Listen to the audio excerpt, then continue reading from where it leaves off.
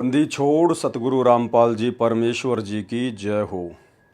परमपिता परमात्मा सारी सृष्टि के रचनहार, कुल मालिक, असंख्य ब्रह्मांडों के स्वामी, जगत गुरु, तीनों लोकों में प्रवेश करके सबका भरण पोषण करने वाले, राजाधिराज, आत्माधार, नाथों के नाथ, देवों के देव महादेव, सर्वेश्वर महेश्वर, मृत्युंजय, अजरो अमर, आदि अनादि सनातनी प्रभु, जगत पिता जगदीश्वर, श्री श्री 1008 की उपाधि के वास्तविक अधिकारी, अकाल मूर्त सौद स्वरूपी राम वासुदेव, सर्वगतम ब्रह्म, परम पूज्य, प्रथम पूज्य, परम संत, परम पुरुष, परम धनी, परम दयालु, सत्य कबीर, हक्का कबीर, अल्लाह कबीर, अल्लाह अकबर, बाखबर, अल्लाह ताला, जगत के तारणहार, जगत के मुक्तिदाता, जगत के जगन्नाथ है, हारे के सहारे, हिंदुओं के राम, मुसलमानों के अल्लाह, सिखों के वाहेगुरु, ईसाइयों के मसीह, दया के सागर दया निधि, करुणा के सागर करुणा निधि, स्वयंभू परिभू, संकट मोचन, कष्ट हरण, मंगल करण, दुख भंजन, अविगत कबीर, निर्विकार निर्विषम परमात्मा, अलय अलेख सतगुरु, आदि अनादि सतगुरु,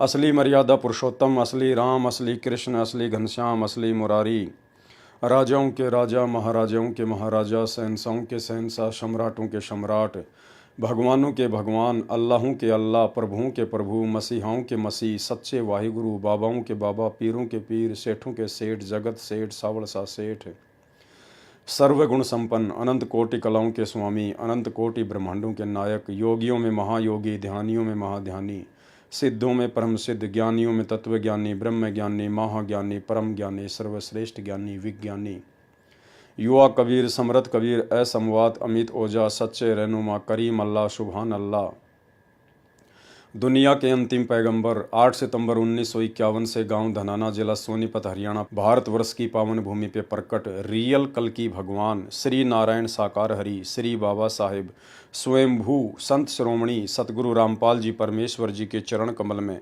साध संगति से जुड़े हुए देश विदेश से हम सभी सत्सेवक भाई बहनों का अनंत कोटि दंडवत प्रणाम। सत्साई भाई और बहनों, दया परमपिता परमेश्वर, सर्व सृष्टि के सर्जनहार सतगुरु रामपाल जी भगवान की, जिनके शुभ आशीर्वाद से, जिनके विशेष आशीर्वाद से आप और हम सभी साध संगति से जुड़े हुए सत्सेवक भाई बहन सृष्टि रचना को लेकर क्रोथा कांड के रहस्य को उजागर करते हुए आज चौथे पार्ट के ऊपर वीडियो बना रहे हैं। भाई और बहनों, सतगुरु रामपाल जी परमेश्वर जी की विशेष रजा के बिना इस कलयुग की बिचली पीढ़ी में जिस प्रकार से आप और हम सभी साध संगति से जुड़े हुए भाई बहनों का ज्ञान योग खुला हुआ है, क्योंकि सतगुरु रामपाल जी परमेश्वर जी की लाखों करोड़ों की संगत में से यदि सतगुरु को परमेश्वर के रूप में किसी ने पहचान कर परमेश्वर की तरह व्यवहार करना शुरू किया है तो केवल सत्सेवक भाई बहनों ने शुरू किया है। तो सतगुरुदेव की विशेष रजा के बिना ये कलयुग की बिचली पीढ़ी में साध संगतियों का नसीब होना बिल्कुल भी संभव नहीं होता है। इसके लिए जीव को युगों युगों के मजबूत भक्ति संस्कार और वर्तमान में सतगुरुदेव भगवान का भरपूर आशीर्वाद चाहिए होता है, जो सिर्फ सत्सेवक भाई बहनों के पास में है या उन आत्माओं को नसीब होगा जो आगामी समय में साध संगति से जुड़कर दृढ़ होकर भक्ति करेंगी। तो भाई और बहनों, सृष्टि रचना के माध्यम से क्रोथा कांड के रहस्य को परमात्मा उजागर करवा रहे हैं। बहुत सारी नई नई बातें, नए नए रहस्य आप और हमें पता चलते जा रहे हैं। कौन कौन सी वो गलतियां हैं जिन गलतियों के करने से परमात्मा के मार्ग में बाधा उत्पन्न होती है और स्वयं भी आत्मा भक्ति मार्ग से कोसों दूर हो जाती है, और किस प्रकार से हम सावधान होकर परमेश्वर की भक्ति करें, ये तमाम जानकारियां हमें उपलब्ध हो रही हैं। भाई और बहनों, सन 2008 के एक सत्संग में सतगुरु रामपाल जी परमेश्वर जी ने बताया कि आज से 15 साल पहले यानी सन 2000 से पहले पहले जितनी भी आत्माएं जुड़ी थी वो आत्माएं ज्ञान को आधार बनाकर नहीं जुड़ी थी, वो केवल देखा देखी में जुड़ी थी, एक दूसरे भक्तों के सुखों को देखकर जुड़ी थी।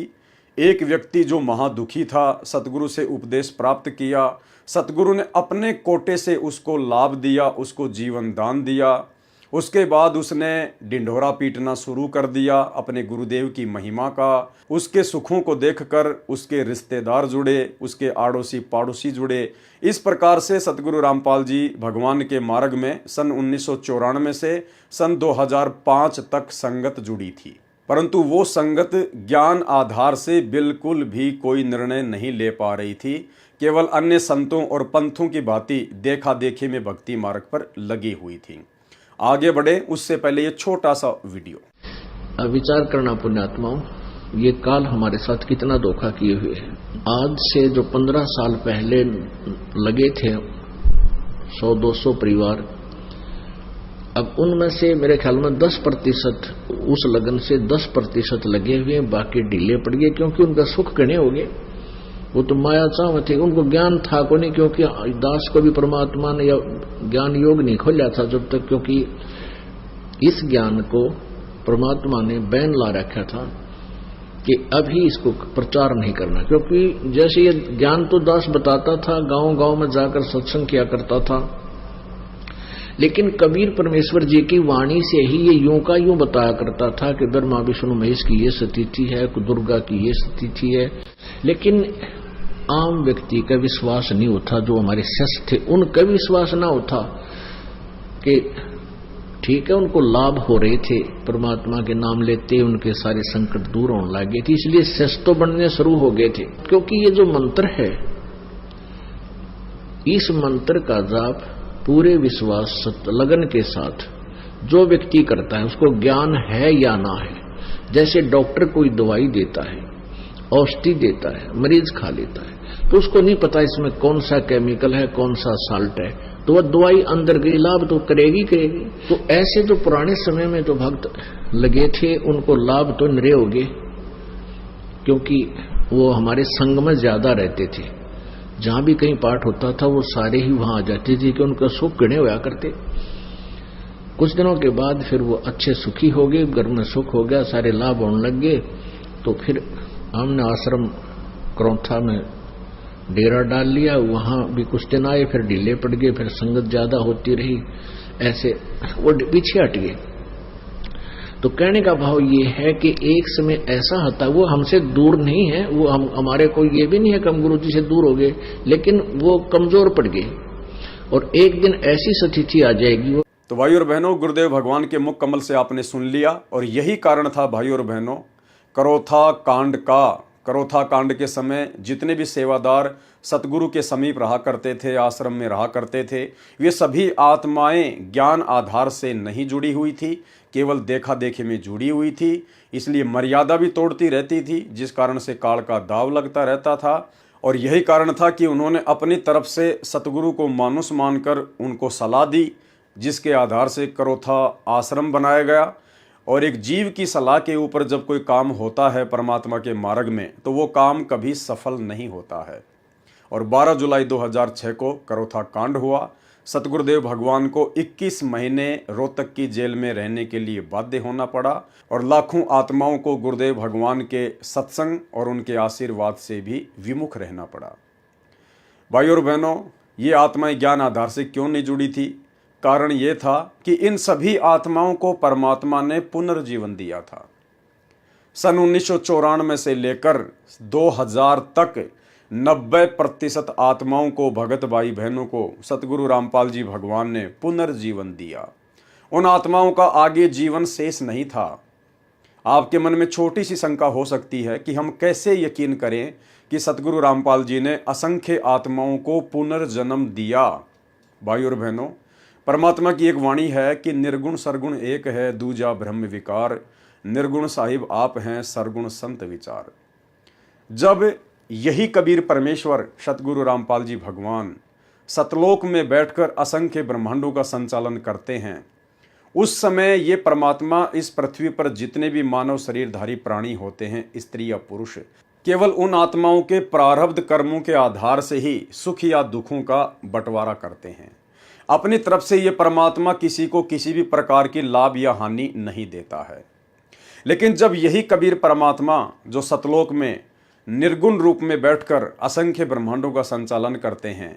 और जब ये सतगुरु की भूमिका करने के लिए अपने तेजोमय रूप को, नूरी रूप को हल्का करते हुए जब एक मानव सदृश रूप बनाकर परमात्मा धरती पर प्रकट होते हैं, संत रूप में, सतगुरु रूप में, उस समय जितनी भी आत्माएं इनकी शरण में आती हैं, केवल उन्हीं आत्माओं को परमात्मा प्रारब्ध से अधिक देता है, भाग्य से ज्यादा भी दे सकता है, क्योंकि भक्ति का एडमिन यही कबीर परमात्मा है। अरे बात सुनो, बंदी छोड़ भगवान की शरण में विधिवत लाओ उसको और नाम जुआओ। और पहले उसने नाम लिया था, पर बीच में उसने अपना वो साधना छोड़ दी मारे वाली और लग गया करने। फिर उसको कुछ तकलीफ होगी बाद में, तो मैं बोला उसको दोबारा तो उपदेश लेना पड़ेगा। वो दोनों इतनी कूद कूद कर रोने लगी, वो लड़का भी रोने लग गया छोटा सा। जो बोले जी छोरा, जो बोला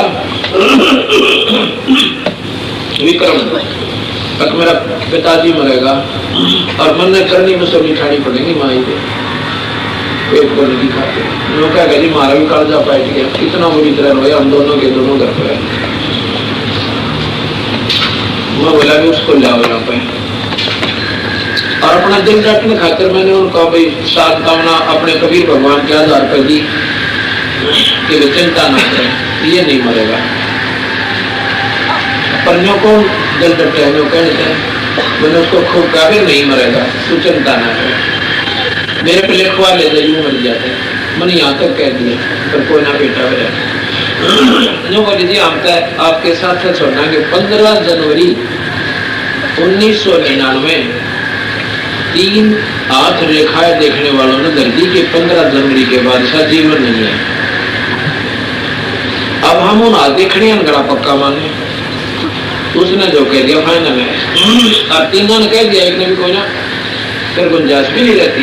बात भी सच्ची से, पर कबीर साहब के अंदर वो शक्ति है, कर्म की रेख न बदल दे। जब आत्मा इसके तरनाम रो आदमी पड़े करे, दंडो पत्तो करनी है कि कोई ना सुने। अब वो तो था उनका, उसने नाम दोबारा लिया। अन्य बोली जी आप इसमें साक्षर आए हैं, ये 3 जनवरी की बात से, तो बोले 15 जनवरी लास्ट लिख रखिए, ये सेवा कर देगा आपके पास, आ जा भाई देखी जाएगी। उसने नाम दे लिया, हमारे साथ रहने लगे। जब आ गई 14 जनवरी रोटी खानी छोड़ दी। खावत पहले हम इसी थक जा रहा, इतनी बुरी पीड़ा है यहाँ पर गले में और सारे शरीर में कापड़ लगे। 14 जनवरी जब आई रोटी खानी छोड़ दी, मैं बोला भाई कृष्ण खाना खा लिया? अब जी खा लिया, मतलब ऐसे बोला। वो तो जिसका सत्संग चल रहा था उन्होंने बोला जी भोजन नहीं खा, भगत जी ने का उठ का आया थाली पर, और बाद जिसका जन्म रखा मरने का किसी रोटी खाई नहीं। बात भी सच्ची है। देखो जिसका ना बीता वो तो कुछ भी कह दो, पर जिसके ना सुना सुनी होगी नहीं कहानी, पसीने आ जाएंगे। मैं बोला भाई तो मेरे कहती बाती रोटी खा ले। मुश्किल से उसने 15 मिनट में आधा टूक अंदर गया। बोले सेब खा ले, बोला जो मना अच्छी नहीं लगे। अच्छा भाई 15 जनवरी आ गई, चाह भी नहीं पीवा। 15 जनवरी आ गई, उस दिन हम वही थे, मध्य का दिन था। वह 15 भी पूरी होगी, मतलब फिर 16 भी पूरी होगी, 17 भी चली गई, 18 तारीख ने बोला जी भी नहीं मरता मैं, नो करके है। बोला क्यों ही लिखे होता है? बोला जी बस ये भी नहीं मरता। 15 तारीख थी मेरी, एक उसने देख लिया, दूसरी 15 जनवरी की आश्रम में काम करे, नो का जीव सर, कोई तकलीफ नहीं। उसके बाद कौन सतगुरुदेव ये सेवा करते हैं, फोटो उतर है इसका, आत्मा की सूट ले रहा है, क्रिया करनी ले रहा है। ये वहां क्रोथा आश्रम में सेवा कर रहा है, कौन सतगुरुदेव। तो इस प्रकार ये पूर्ण परमात्मा है, अनंत कोटि ब्रह्मांड के भगवान से। अब इन बातों का हमने ये सारा क्यों लेना पड़ रहा है, एडवर्टाइजमेंट क्यों करनी पड़े सर? इसलिए कि ये सुखता है मुफ्त का, ये हमारा उद्देश्य नहीं है।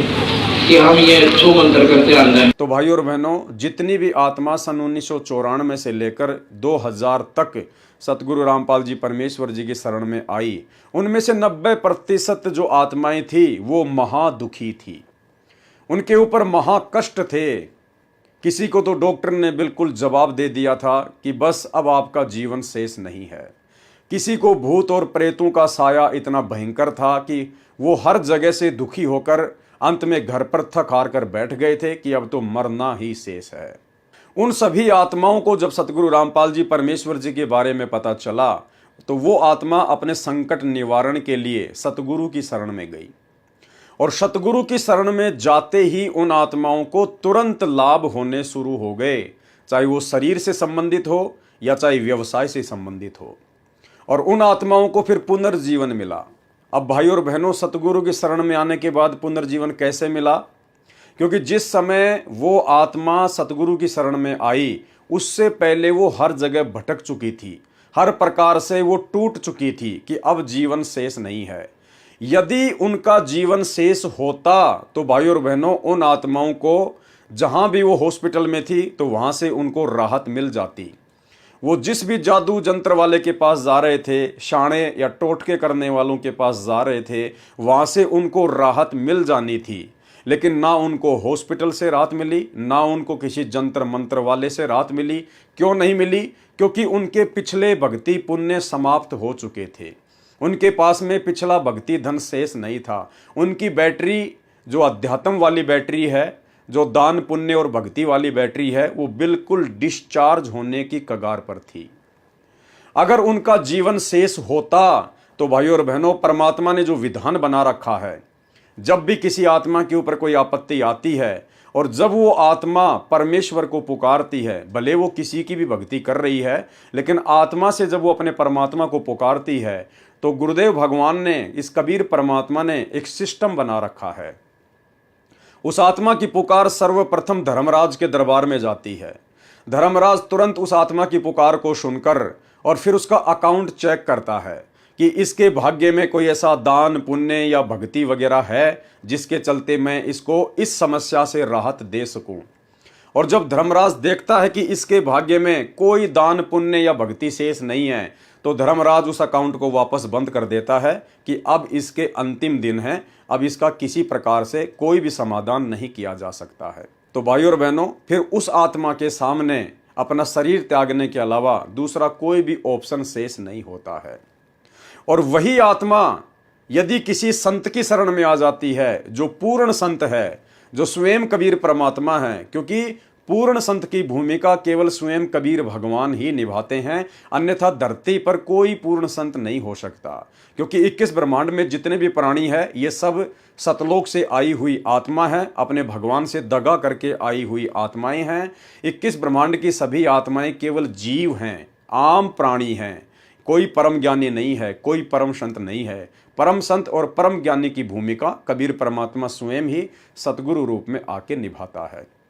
तो जब वो महादुखी व्यक्ति जिनका आगे जीवन शेष नहीं है, धर्मराज भी उनका अकाउंट देखकर बंद कर चुका है, जब वो आत्मा किसी के कहने से जब उस पूर्ण संत की शरण में जाती हैं तो पूर्ण संत फिर अपने आशीर्वाद से, अपने कोटे से उन आत्माओं का जीवन एक्सटेंड कर देता है, उनकी आयु को बढ़ा देता है।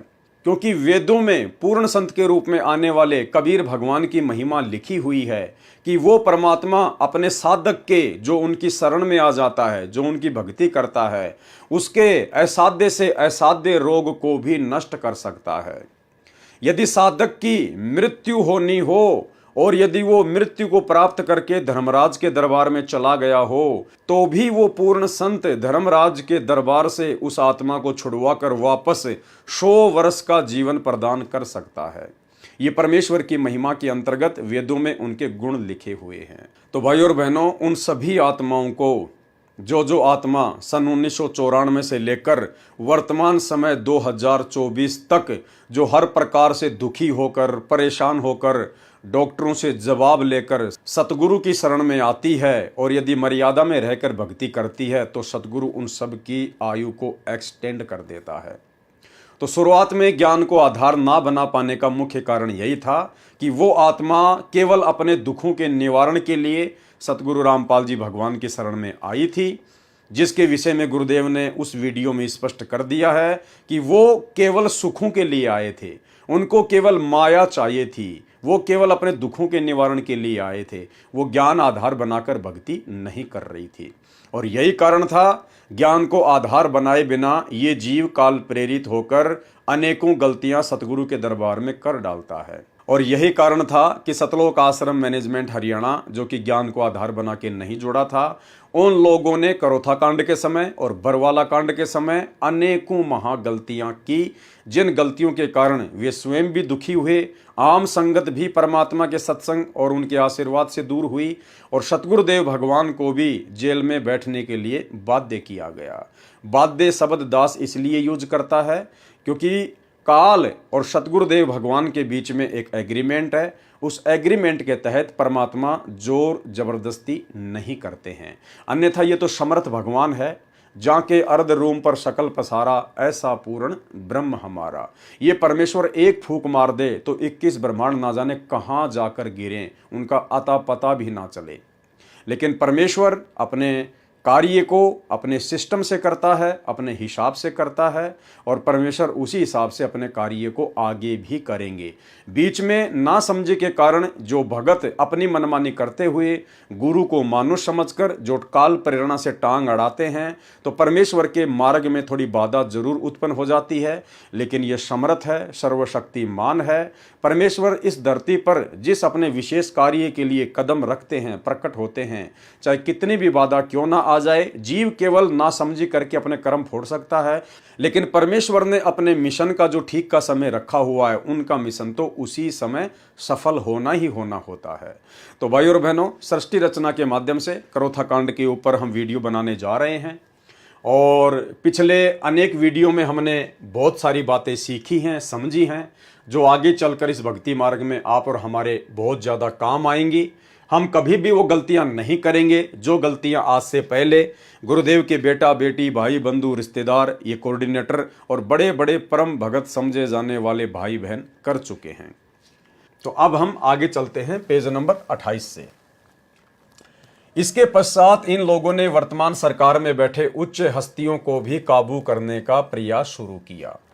यानी करोथा कांड के विषय में बात कही जा रही है कि धीरे धीरे जो आर्य समाजी लोग थे, जो सतगुरु रामपाल जी से सत्यार्थ प्रकाश के खुलासे को लेकर परेशान थे, दुखी थे, उन लोगों ने आश्रम पर आक्रमण करवाने के लिए, सतगुरु रामपाल जी के मिशन को ध्वस्त करवाने के लिए सरकार में बैठे बैठे उच्च अधिकारियों से भी बात करने का प्रयास शुरू कर दिया, और हस्तियों को अपने गुरुकुल में किसी न किसी बहाने से आमंत्रित करके संत रामपाल जी और आश्रम के खिलाफ भड़काया, ताकि उनके इस बुरे इरादे को आसानी से अमली जामा पहनाया जा सके। इन हस्तियों से इन लोगों को ऐसा इशारा मिला कि ऐसी स्थिति तैयार करो जिससे सतलोक आश्रम को खत्म करने का कार्य किया जा सके। यानी प्रशासन में बैठे बैठे जो बड़े बड़े अधिकारी थे, मुख्यमंत्री तक, उन आर्य समाजियों के गुरुकुल में जाकर उनको आश्वासन देने लगे कि आप आर्य समाजी ऐसी परिस्थितियां तैयार करो जिससे कि संत रामपाल जी और उनका आश्रम किसी भी प्रकार से सुरक्षित ना रह सके। इसके पश्चात ये लोग संत रामपाल जी को तथा सतलोक आश्रम को खत्म करने के मौके की तलाश में रहे, और इन्होंने संत रामपाल जी के द्वारा निकाले हुए एक शिष्य को मोहरा बनाया।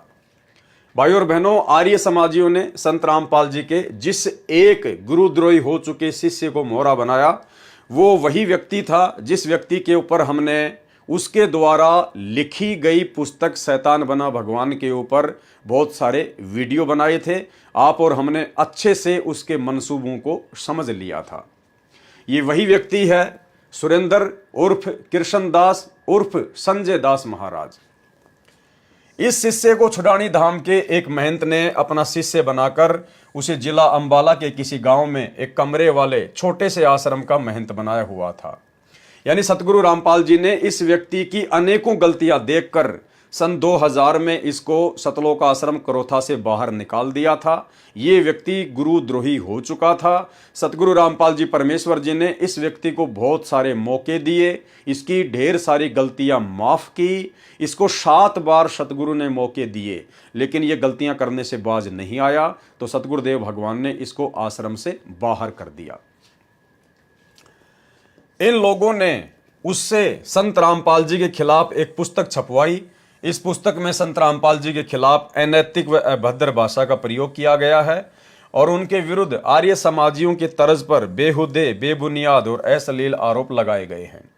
इन लोगों ने इस किताब को करोथा, डिग्गल तथा अन्य नजदीक गांवों में बंटवाया। इस पुस्तक को पढ़ने के पश्चात गांव डिग्गल के लोगों ने श्री जागेराम निवासी डिग्गल, जो संत रामपाल जी के शिष्य भी हैं, उनको बताया कि इस किताब में उनकी पुत्री के खिलाफ भी इशारा है। यानी जब हम भाई बहनों ने शैतान बना भगवान पुस्तक के ऊपर वीडियो बनाए थे, तो उसमें उस गुरुद्रोही हो चुके व्यक्ति कृष्णदास महाराज ने उस पुस्तक में जिक्र किया था कि ऐसे ऐसे एक लड़की, जब मैं अंदर गया सतलोक आश्रम करोथा के कमरे में, तो संत रामपाल जी और वो लड़की एकांत में बैठे हुए थे। मुझे देखकर बिल्कुल भी अच्छा नहीं लगा। उस बहन का नाम था सरोज और उसका जो पिता था जागे राम, जो कि डिग्गल गांव का था, वो भी सतगुरु रामपाल जी का ही शिष्य था। गांव डिग्गल के लोगों ने श्री जागेराम निवासी डिग्गल, जो संत रामपाल जी के शिष्य भी हैं, उनको बताया कि इस किताब में उनकी पुत्री के खिलाफ भी इशारा है। श्री जागेराम ने इस किताब की एक प्रति प्राप्त की और अपने परिवार के सदस्यों के साथ विचार विमर्श किया। उनकी पुत्री ने भी किताब के लेखक से टेलीफोन पर संपर्क किया और उससे पूछा कि उसने इतनी गंदी और अनैतिक बातें पुस्तक में क्यों लिखी है। भाई और बहनों, शिक्षा लेनी है हमें इस पुस्तक से कोई मतलब नहीं है। करोथा कांड हो चुका है, सारी बातें हो चुकी हैं, परमात्मा जेल जा चुके हैं, जेल से वापस भी आ चुके थे और करोथा कांड का मुकदमा भी समाप्त हो चुका है। हमने केवल शिक्षा लेनी है। जब वो शैतान बना भगवान पुस्तक उस बहन सरोज के पिता श्री जागे राम जी ने पढ़ी, जो कि संत रामपाल जी का शिष्य था, वर्तमान में है या नहीं है दास को नहीं पता, तो उसने अपने परिवार में बैठकर विचार विमर्श किया और जिस गुरुद्रोही व्यक्ति ने वो पुस्तक लिखी थी, उसके मोबाइल नंबर भी उसी पुस्तक पर दिए हुए हैं, उन्होंने उससे संपर्क किया कि भाई आपने ऐसी बेहुदा बातें हमारे विषय में क्यों लिखी हैं। भाई और बहनों, यदि वर्तमान में ऐसी कोई परिस्थिति पैदा हो जाए आप और हमारे साथ में, तो हमने क्या करना है? हमने किसी भी प्रकार से उस पुस्तक के लेखक से संपर्क नहीं करना है। यानी कोई भी घटना घटे हमारे ऊपर, चाहे कोई कितना ही बेहुदा आरोप क्यों ना लगाए, हमें चाहे कोई कितना ही बदनाम करने का प्रयास क्यों ना करे, लेकिन हम भगत भाई बहनों ने, जो कि हम गुरुदेव के ज्ञान को आधार बना चुके हैं, हमने किसी भी प्रकार से कोई भी प्रतिक्रिया नहीं करनी है। जब हमें पता है कि हम दूध के धुले हुए हैं, परमात्मा कहते हैं कि भक्ति बीज बिन से नहीं, आय पड़े सो झोल, और जय सोना बिष्टा पड़े तो घटे न ताको मोल। सोने को यदि लैट्रिन में डाल दिया जाए तो उसकी कीमत में कोई फर्क नहीं पड़ता है।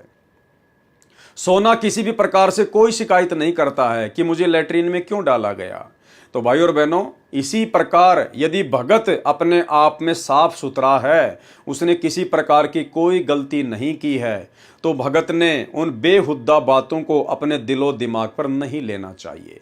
काल तो यही चाहता है कि मैं इनके हृदय में अशांति पैदा कर दूं, इनको भक्ति और भगवान से दूर कर दूं, इनको मानसिक परेशानियां दे दूं।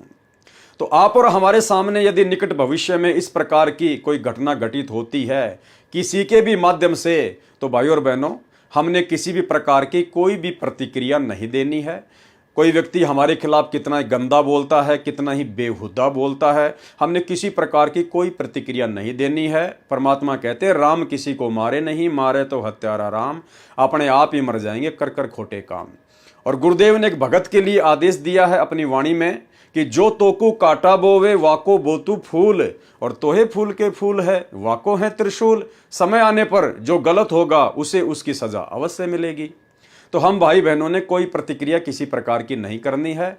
इसी प्रकार इन भाई बहनों ने, श्रीमान जागेराम जी ने और उनकी पुत्री सरोज देवी ने जो कि दोनों ही सतगुरु रामपाल जी के शिष्य थे, तो इन्होंने किसी भी प्रकार की कोई प्रतिक्रिया उस समय नहीं देनी चाहिए थी। और यदि इनको कोई दिक्कत थी तो इन्होंने अपने गुरुदेव भगवान से संपर्क करना था, क्योंकि आप लोगों से पहले तो आपके गुरुदेव को निराधार रूप से उस पुस्तक में उस गुरुद्रोही व्यक्ति के द्वारा बदनाम करने का कुप्रयास किया गया है। जब आपके गुरुदेव ने कोई प्रतिक्रिया नहीं दी तो भाई और बहनों, आप तो गुरुदेव के भगत हैं, आपने भला क्यों प्रतिक्रिया दी? क्यों आपने उस व्यक्ति से संपर्क साधा? क्यों आपने उस व्यक्ति से जानना चाहा कि आपने हमारे विषय में ऐसा क्यों लिखा है? यदि आप इस प्रकार की प्रतिक्रिया देते हैं तो कहीं ना कहीं ये आपके ज्ञान की कमी है, क्योंकि आप अपनी उस बेइज्जती को सहन नहीं कर पा रहे हैं। और भक्ति मार्ग में भगत की ना कोई इज्जत होती है, ना कोई बेइज्जती होती है। भले भगत की कोई बेइज्जती करे, भगत को कोई फर्क नहीं पड़ता है, क्योंकि भगत मिट्टी होता है। और यदि भगत को कोई इज्जत दे तो भगत को मान बढ़ाई में नहीं आना चाहिए, क्योंकि इज्जत इस जीव की सबसे बड़ी दुश्मन है। एक सत्संग में गुरुदेव भगवान ने बताया कि यदि किसी गोरी लड़की को, जिसका गोरा रंग है, उसको यदि कोई काली काली काली काली बोले कि ए काली इधर आ, तो वो लड़की बुरा नहीं मानती है, क्योंकि उसको पता है कि मैं तो गोरी हूं और ये मुझे काली कह रहा है, तो या तो ये अंधा है या फिर ये नशे में है, तो वो बेटी बुरा नहीं मानती है। और यदि किसी काली लड़की को कह दिया जाए ए काली, तो वो तुरंत बुरा मान जाएगी। तो उस समय ज्ञान आधार नहीं था, इसलिए इन आत्माओं ने बात को अपने दिल के ऊपर ले लिया और इन्होंने पुस्तक के लेखक से संपर्क साधा। उनकी पुत्री ने भी किताब के लेखक से टेलीफोन पर संपर्क किया और उससे पूछा कि उसने इतनी गंदी और अनैतिक बातें पुस्तक में क्यों लिखी है। लेखक श्री कृष्ण दास उर्फ संजय ने उसको इस बारे में बातचीत करने के लिए दयालदास कोठी आश्रम छुडानी में आकर बात करने को कहा। वह अपने माता पिता और पुत्र के साथ बात करने के लिए छुडानी आश्रम पहुंचे। भाई और बहनों, उसके बाद वो बहन बिना अपने गुरुदेव भगवान से विचार विमर्श किए, बिना उनकी आज्ञा लिए, वो लड़की अपने पिता के साथ और अपने बेटे के साथ में छुडानी आश्रम में चली जाती है, जहां पर उसको उस गुरुद्रोही व्यक्ति ने बुलवाया था। छुडानी पहुंचकर जैसे ही बातचीत शुरू हुई, छुडानी आश्रम के लोगों ने तथा उस पुस्तक के लेखक ने अभद्र भाषा में बोलना शुरू कर दिया। देखो भाई और बहनों, जैसी क्रिया वैसी प्रतिक्रिया। उस भगत जागेराम और उसकी बेटी सरोज के द्वारा उस व्यक्ति से बातचीत करने के लिए छुडानी आश्रम में जाना बिल्कुल भी न्याय संगत नहीं था और उसकी वैसी ही प्रतिक्रिया हो गई, क्योंकि जो व्यक्ति आपके विषय में पहले से ही अभद्र बातें लिख रहा है वो आपके साथ में कौन सा अच्छा बर्ताव करेगा। और वहाँ पर लड़ाई झगड़ा हो गया, मारपीट की नौबत आ गई और काफ़ी कुछ वहाँ पर हुआ। छुडानी पहुँचकर जैसे ही बातचीत शुरू हुई, छुडानी आश्रम के लोगों ने तथा उस पुस्तक के लेखक ने अभद्र भाषा में बोलना शुरू कर दिया और हाथापाई पर उतर आए। उन्होंने उस बहन के साथ भी दुर्व्यवहार किया और उसके कपड़े फाड़ दिए, वह छाती में हाथ मारकर धकेल दिया। किसी न किसी तरह वे बचकर भागे और दुल्हेड़ा गांव की पुलिस चौकी पर पहुंचकर इस मामले की रिपोर्ट दर्ज करवाने को कहा। पुलिस चौकी में उनको 2 घंटे बैठाए रखा और रिपोर्ट दर्ज नहीं की और बाद में उनको बताया कि वो छुडानी गांव में जा रहे हैं, क्योंकि कुछ लोगों ने छुडानी आश्रम में रहने वालों को पीटा है। छुडानी आश्रम के षड्यंत्र को भांपते हुए उन्होंने पुलिस चौकी को छोड़ दिया और पुलिस अधीक्षक झज्जर के कार्यालय में पहुंचे। वहां पर पुलिस अधीक्षक उपस्थित नहीं थे, इसलिए वो पुलिस अधीक्षक के निवास स्थान पर भी अपनी बात कहने के लिए गए। पुलिस अधीक्षक घर पर भी नहीं मिले। इसी बीच किसी ने उनको सलाह दी कि वो अस्पताल में अपनी डॉक्टरी जांच करवाए। उसके पश्चात वो सिविल अस्पताल डीगल पहुंचे और डॉक्टरी जांच करवाई और MLR की प्राप्ति प्राप्त की। और उसके बाद क्या होता है भाई और बहनों, सतलोक आश्रम करोथा का मैनेजमेंट एक गाड़ी में भरकर छुडानी आश्रम में जाता है, वहां पर मारपीट करके आता है, जिसका मुकदमा फिर आगे चलकर सतगुरु रामपाल जी भगवान पर लगा दिया जाता है। अगले दिन वो फिर पुलिस अधीक्षक कार्यालय में छुडानी आश्रम के लोगों के खिलाफ केस दर्ज करवाने के लिए गए और वहां उनको पता लगा कि उनको तथा सतलोक आश्रम के भक्तों के खिलाफ एक FIR दर्ज हो चुकी थी। पुलिस अधीक्षक झज्जर ने उनकी दरखास्त लेकर DSP बहादुरगढ़ के पास जाकर अपने बयान दर्ज करवाने को कहा। DSP बहादुरगढ़ ने उनके बयान दर्ज करने के पश्चात उनको ये आश्वासन दिया कि 1 या 2 दिन में FIR दर्ज हो जाएगी। लेकिन एफआईआर दर्ज नहीं की गई। एफआईआर दर्ज करवाने के लिए पुलिस अधीक्षक व उपायुक्त झज्जर से भी दोबारा प्रार्थना की गई, लेकिन उनको भी परिणाम नहीं निकला। उसके पश्चात आईजी रोहतक रेंज से भी मिलकर प्रार्थना की गई, लेकिन फिर भी छुडानी आश्रम के निवासियों के खिलाफ एफआईआर दर्ज नहीं की गई। लेकिन इसी बीच आर्य समाजी तथा कथित महंतों संतों ने जिला प्रशासन के आशीर्वाद से सतलोक आश्रम को नष्ट करने का षड्यंत्र रचना शुरू कर दिया। उन्होंने विभिन्न गांवों के असामाजिक तत्वों को इकट्ठा करना शुरू कर दिया और विशेषकर संत रामपाल जी के खिलाफ लोगों को भड़काना शुरू कर दिया। झज्जर पुलिस ने भी सतलोक आश्रम के अनुयायियों की अंधाधुंध धरपकड़ शुरू कर दी। यहां तक कि पुलिस ने आश्रम के ऐसे 3 अनुयायियों को भी आश्रम के ट्यूबवेल से उठा लिया जो आश्रम में पीने के पानी का प्रबंध करने में व्यस्त थे। इन 3 अनुयायियों में से एक तो नाबालिग था। संत रामपाल जी के भगत इस विषय में पुलिस अधीक्षक व उपायुक्त झज्जर को भी मिले, लेकिन उन्होंने भी कोई कार्रवाई नहीं की। उस बहन का पति बहुत शराब पीता था, वही सरोज बहन जिसके खिलाफ उस पुस्तक में अभद्र बातें लिखी गई थी। उस बहन का पति बहुत शराब पीता था, फौज से सेवानिवृत्त था, पेंशन की शराब पी जाता था। गांव में 8 एकड़ जमीन है, उसको भी ठेके पर देकर प्राप्त राशि की शराब पी जाता था। ऐसे समय में उस बहन के पिता श्री जागेराम एलावत, जो गांव डिग्गल के गिने चुने प्रतिष्ठित परिवारों में से एक है, अपनी बेटी के घर का खर्चा चलाते थे तथा अपनी बेटी के गम को भुलाने तथा परमात्मा में आस्था बढ़ाने के लिए सतलोक आश्रम में साथ साथ लाया करते थे। उसी दौरान उस बहन को परमात्मा का अद्भुत करिश्मा हुआ। ध्यान से सुनना भाई और बहनों, उसके बाद में उस बहन के साथ में परमात्मा ने अनहोनी की। क्या कि उसके छोटे बेटे विक्की के दोनों गुर्दे बंद हो गए थे, अर्थात उसके बच्चे की दोनों किडनियों ने काम करना बंद कर दिया था। रोहतक के डॉक्टरों ने जवाब दे दिया था। परमात्मा कबीर जी की कृपा से लड़का विक्की बिना दवाई लिए स्वस्थ हो गया। ऋग्वेद मंडल 10 सूक्त 161 मंत्र 2 में यही प्रमाण है कि परमात्मा अपने सच्चे उपासक का असाध्य रोग ठीक करके 100 वर्ष की आयु प्रदान कर देता है।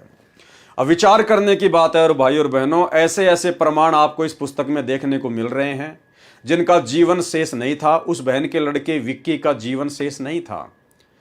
धर्मराज के कागजों में उसकी आयु समाप्त हो चुकी थी, उसको केवल मरना ही था। उसके दोनों गुर्दे खराब हो चुके थे, लेकिन पूर्ण संत सतगुरु रामपाल जी भगवान के शरण में आए तो परमात्मा ने उसके दोनों गुर्दे ठीक कर दिए, उसको पुनर्जीवन प्रदान किया।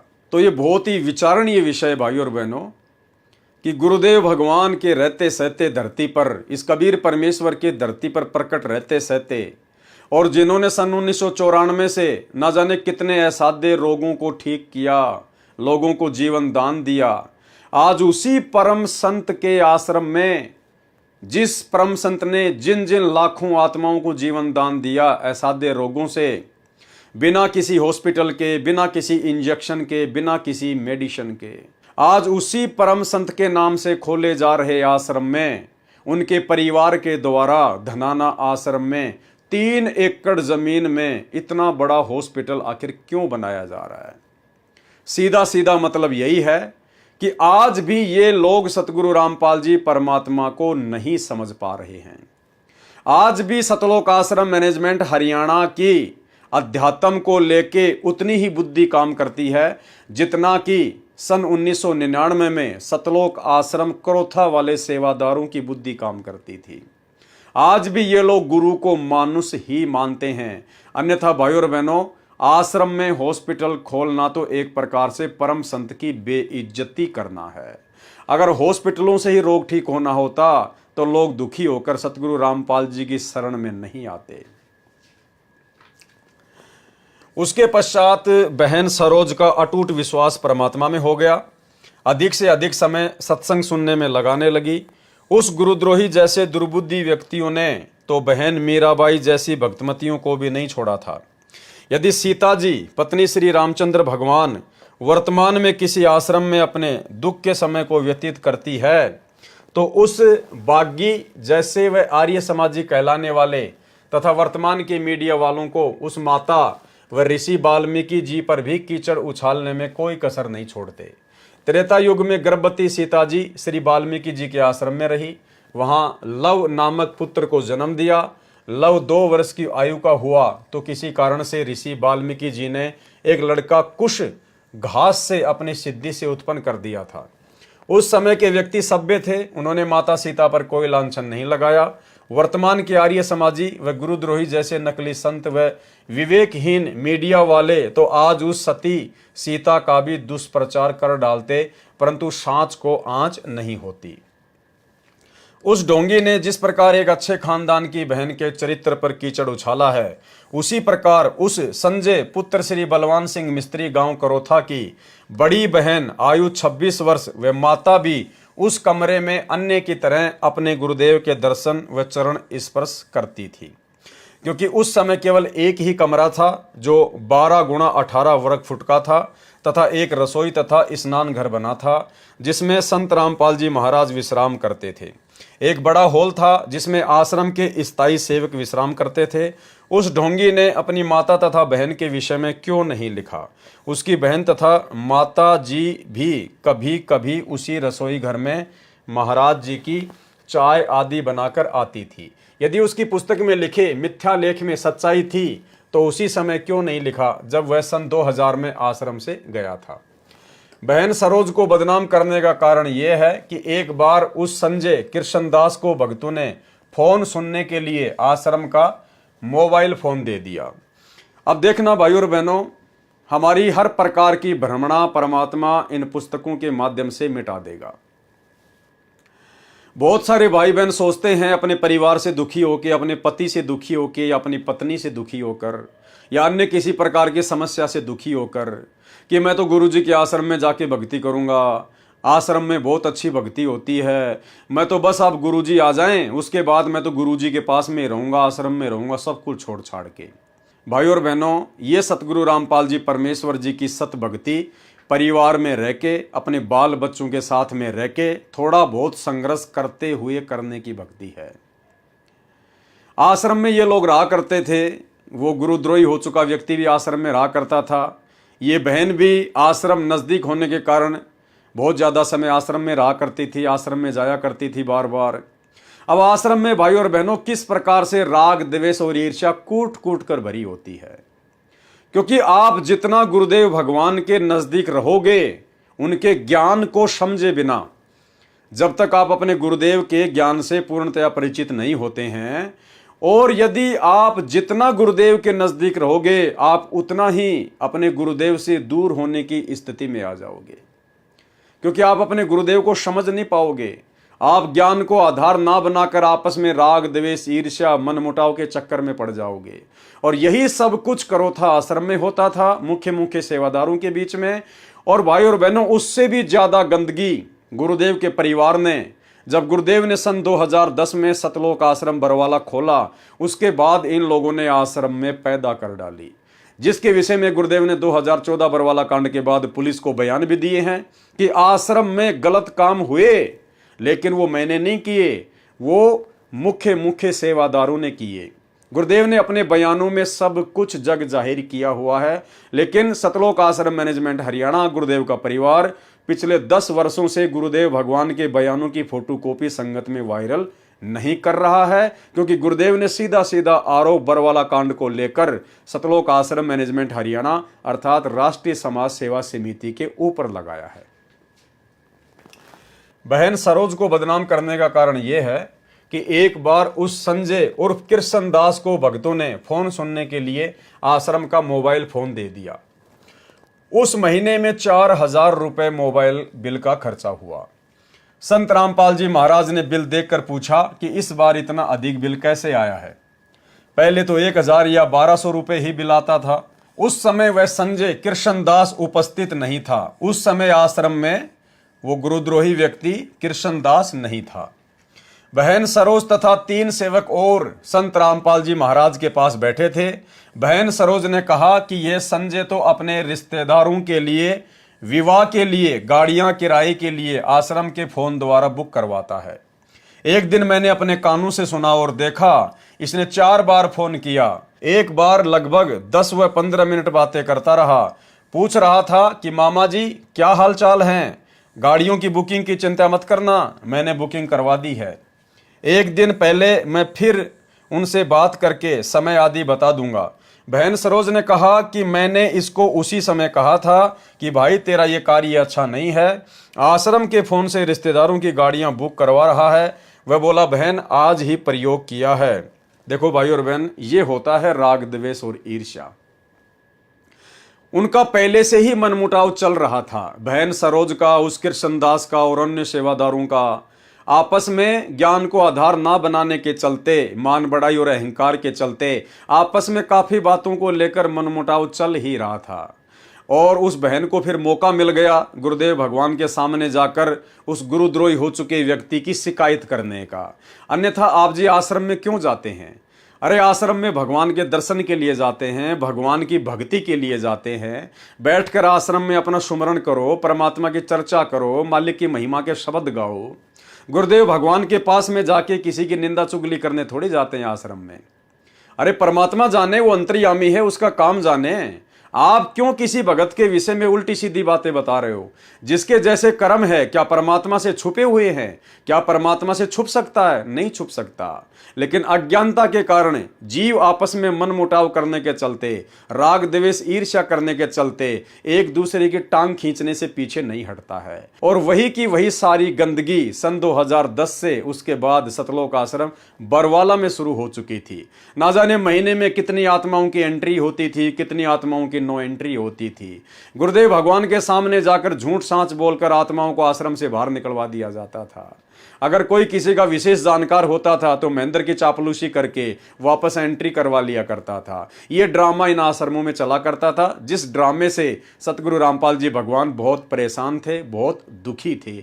इसीलिए सतगुरु रामपाल जी परमात्मा ने समर्थ होते हुए भी बरवाला कांड जैसी घटना को नहीं रोका। वह बोला बहन आज ही प्रयोग किया है। संत रामपाल जी महाराज ने उस संजय से फोन लेकर भगत सोमवीर दास को दे दिया। अगले महीने फिर वही 1200 रुपए का बिल आया। उस संजय ने अन्य भक्तों को कहा कि मेरी शिकायत सरोज ने की होगी। समय आने पर इस सरोज को बताऊंगा कि निंदा करने का क्या परिणाम होता है। हर क्रिया की प्रतिक्रिया होती है भाई और बहनों, हर क्रिया की प्रतिक्रिया होती है। इसीलिए सतगुरुदेव भगवान हमें सुबह के नित्य नेम में इतनी सारी वाणियां दे रखी हैं कि जो तोकू काटा बोवे वाको बोतु फूल, और तोहे फूल को फूल है वाको है त्रिशूल। आप किसी के बारे में कुछ ना कहो। भाई और बहनों, गुरुदेव भगवान ने हमें अपने सत्संगों में संत जयदेव जी की कहानी क्यों सुनाई? मनोरंजन के लिए नहीं सुनाया करते थे। परमात्मा हमें शिक्षा देना चाहते थे, हमें भगत बनाना चाहते थे कि जो जैसा कर्म करेगा समय आने पर अपना भोगेगा। लेकिन ये भगत नहीं समझ पाए और एक दूसरे की शिकायतें, निंदा चुगली गुरुदेव भगवान से करते ही रहते थे। इसने तो उस समय उस गुरुद्रोही व्यक्ति की गुरुदेव से शिकायत की जिस समय वो आश्रम में उपस्थित नहीं था। अगर वो गुरुद्रोही व्यक्ति संजय भी उसी समय गुरुदेव के पास होता तो वो बहन सरोज किसी भी प्रकार की कोई भी शिकायत गुरुदेव से उस व्यक्ति की नहीं करती। लेकिन वो आश्रम में नहीं था, इसलिए उसको मौका मिल गया और उसने सारी की सारी बातें गुरुदेव भगवान को बता दी, अंतर्यामी को। और आगे चल के उसको उसका परिणाम भी भोगना पड़ा। उस व्यक्ति ने उस बहन से राग द्वेष ईर्ष्या कर ली और आगे चलकर उसने जो पुस्तक गुरुदेव भगवान को नीचा दिखाने के लिए छापी, शैतान बना भगवान, उस पुस्तक में उसने उस सरोज बहन का भी जिक्र कर डाला। तो भाई और बहनों, इस बहन ने तो उस समय शिकायत की जिस समय वो गुरुद्रोही व्यक्ति आश्रम में था ही नहीं। और संत जयदेव की कथा में गुरुदेव ने हमें क्या बताया कि जिन ठगों ने संत जयदेव जी के दोनों हाथ काटकर उनको कुएं में धक्का दे दिया था, किसी प्रकार से वो बच बचा के बाहर आया, किसी ने निकाला, वापस उसी राजा के बाग में आ गया। साल भर हो गई। उसके बाद वही दोनों ठग ये सोचकर कि जयदेव तो मर गया, राजा धार्मिक है और हम यदि साधु का भेष बनाकर राजा के पास जाएंगे तो राजा हमें बहुत मान सम्मान देगा और पैसा भी देगा। ये सोचकर वो दोनों साधु का भेष बनाकर उसी बाग में आ जाते हैं। उसने सामने देखा कि भाई जयदेव तो बैठा हुआ है, साथ में राजा भी बैठा हुआ है और जयदेव और राजा ने भी उनको देख लिया। अब उन्होंने सोचा यदि वापस जाएंगे तो मारे जाएंगे, पकड़े जाएंगे। तो वो आगे को ही बढ़े, सोचे आज तो मर ही गए। लेकिन जयदेव जी ने कोई प्रतिक्रिया नहीं दी, जबकि संत जयदेव जी उनको पहचान गए थे कि ये वही दोनों ठग हैं जिन्होंने मेरी ये दुर्दशा की। उसके बावजूद भी उन्होंने एक भगत के लक्षण दिखाए, भगतपना दिखाया। संत जयदेव जी ने राजा से कहा कि राजा जी, ये दो महान संत हैं, इनके चरण छुओ, इनसे आशीर्वाद प्राप्त करो, इनके लिए भोजन का प्रबंध करवाओ। और लगभग 6 महीने जयदेव जी ने उन दोनों ठगों को बिना कुछ बताए कि जैसे मैं तुम्हें जानता ही नहीं हूं, अपने पास में वहीं रखा, अपने भाइयों जैसा उनके साथ में बर्ताव करा। आगे चलकर जैसी करनी उन ठगों की थी उनको प्राप्त हो गई। गुरुदेव की कथा हमने कई बार सुनी है, एक बार फिर से हम ये कथा सुनेंगे, क्योंकि परम संत के मुख कमल से कथा सुनने से भाई और बहनों हमारे असंख्य पापों का नाश होता है। सुनिए। जयदेव की कथा आपको सुनाते हैं, क्योंकि आत्मा में 100 कथा सुन लेंगे, जब एक जोगा असर तो होएगा। कभी तो आत्मा देखो, हमें जाते हैं पहलवाना ने जब खाड़े में गुड़ते हुए देखे हैं ना, हमारे गांव में होया करता है खाड़ा, अभी होता 6 महीने वहां पर कुश्ती हो से, हम जाते ना देखने छोटे छोटे, उन पहलवाना ने ठाठा पटक दे दूसरे ने, और वो फिर उन्होंने ठाती दुनिया उनकी जय बोल दी। हमारे मन में भी नो इच्छा होंदी अपना घर क्या लोकमा लंगोट शमवान दे और तेल की मालिश करते और उड़ा बैठक पेलन लाग जाते। अब तो एक पाछे फिर भूल जाते, क्यों? जो असर तो हुआ ना वो गणा नहीं था, कुछ तो शरीर में जो है ना आदमी की शारीरिक शक्ति भी उत्पन्न हो सके। तो इसी प्रकार अच्छे कर्म के ज्ञान से अच्छी हम देखेंगे तो अच्छा असर पड़ेगा, और बुराई जैसे सिनेमा देखते हैं, सांग देखे हैं तो सांग वाला असर पड़ जाएगा। इसी प्रकार हमारा जो अच्छी कथाएं सुनेंगे, हमारे अंदर जरूर एक बार आस्था होगी कि हम भी कुछ करके दिखाएं, तो थोड़ा नहीं तो गणा नहीं तो थोड़ा तो बनेगा। तो इसी प्रकार कहा है, एक बार एक जयदेव नाम का संत था, उसका एक लड़का हुआ, फिर उसके मन में कुछ घर में कमजोरी भी थी, कुछ वैसे भी भ्रमण की इच्छा हुई, वहां से चल पड़ा। घूमता हुआ एक राजा के बाग में डट गया। राजा रानी पहले बहुत धार्मिक होया करते थे, कोई एक आधा दुष्ट आत्मा होता था राजा, नहीं साधु सेवी सभी होया करते थे। संत को देखा, उसके दर्शन करने की खातिर दोनों आ जाते हैं, राजा और रानी बैठ गए, चरणा में सिर रखा और साधु से कहा, महाराज कोई ज्ञान विचार सुनाओ। संत कथा सुनाने लग गया, मीठी मीठी कथाएं, रस भरी बातों, उनको सुनकर और राजा रानी का बहुत पसंद आया। हाथ जोड़ लिए, ये स्वामी हम आपके सेवक, आप हमारे मालिक, इस बाग में रहो महाराज। उन्हें सोचा भी चल हमने तो भोजन चाहिए और आप हमारी बात सुन लीजिए, हम अपना भजन करते रहेंगे। कहते हैं साल भर वहां पर जयदेव रहा, फिर कहा कि महाराज मैं एक बार घर होया हूं। राजा बोला महाराज जल्दी आइयो, अब जल्दी आएंगे।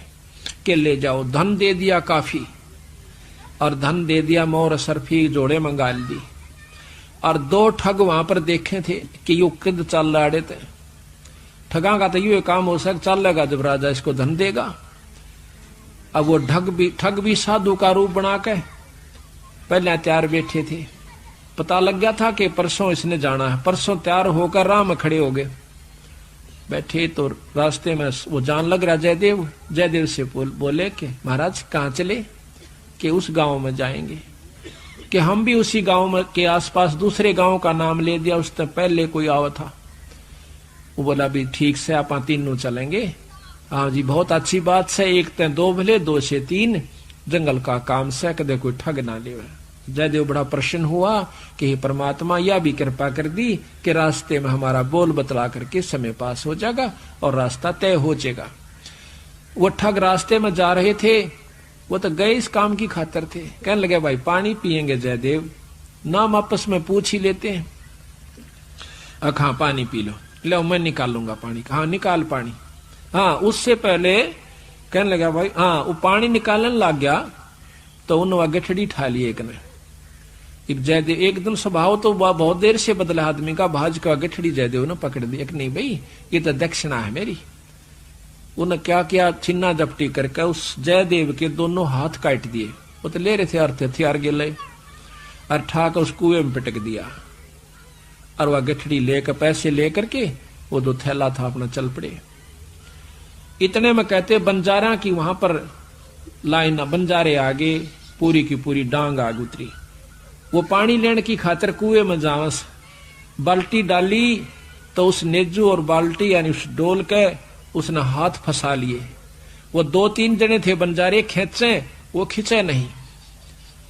तो वो कहते भाई क्या सौदा हो गया? वो आवाज दे से भाई मन एक बार बाहर काट दो, मैं कुएं में गिर गया। मैंने सोचे कोई व्यक्ति है, उन्हें पकड़ कर बाहर काट लिया। बाहर निकाला, उसके हाथ कट रहे और लहू पड़े, खून निकल रहा। तो बोले भाई क्या लाग गया तेरे? अक ये कर्म लाग गए मेरे। किसने मारा?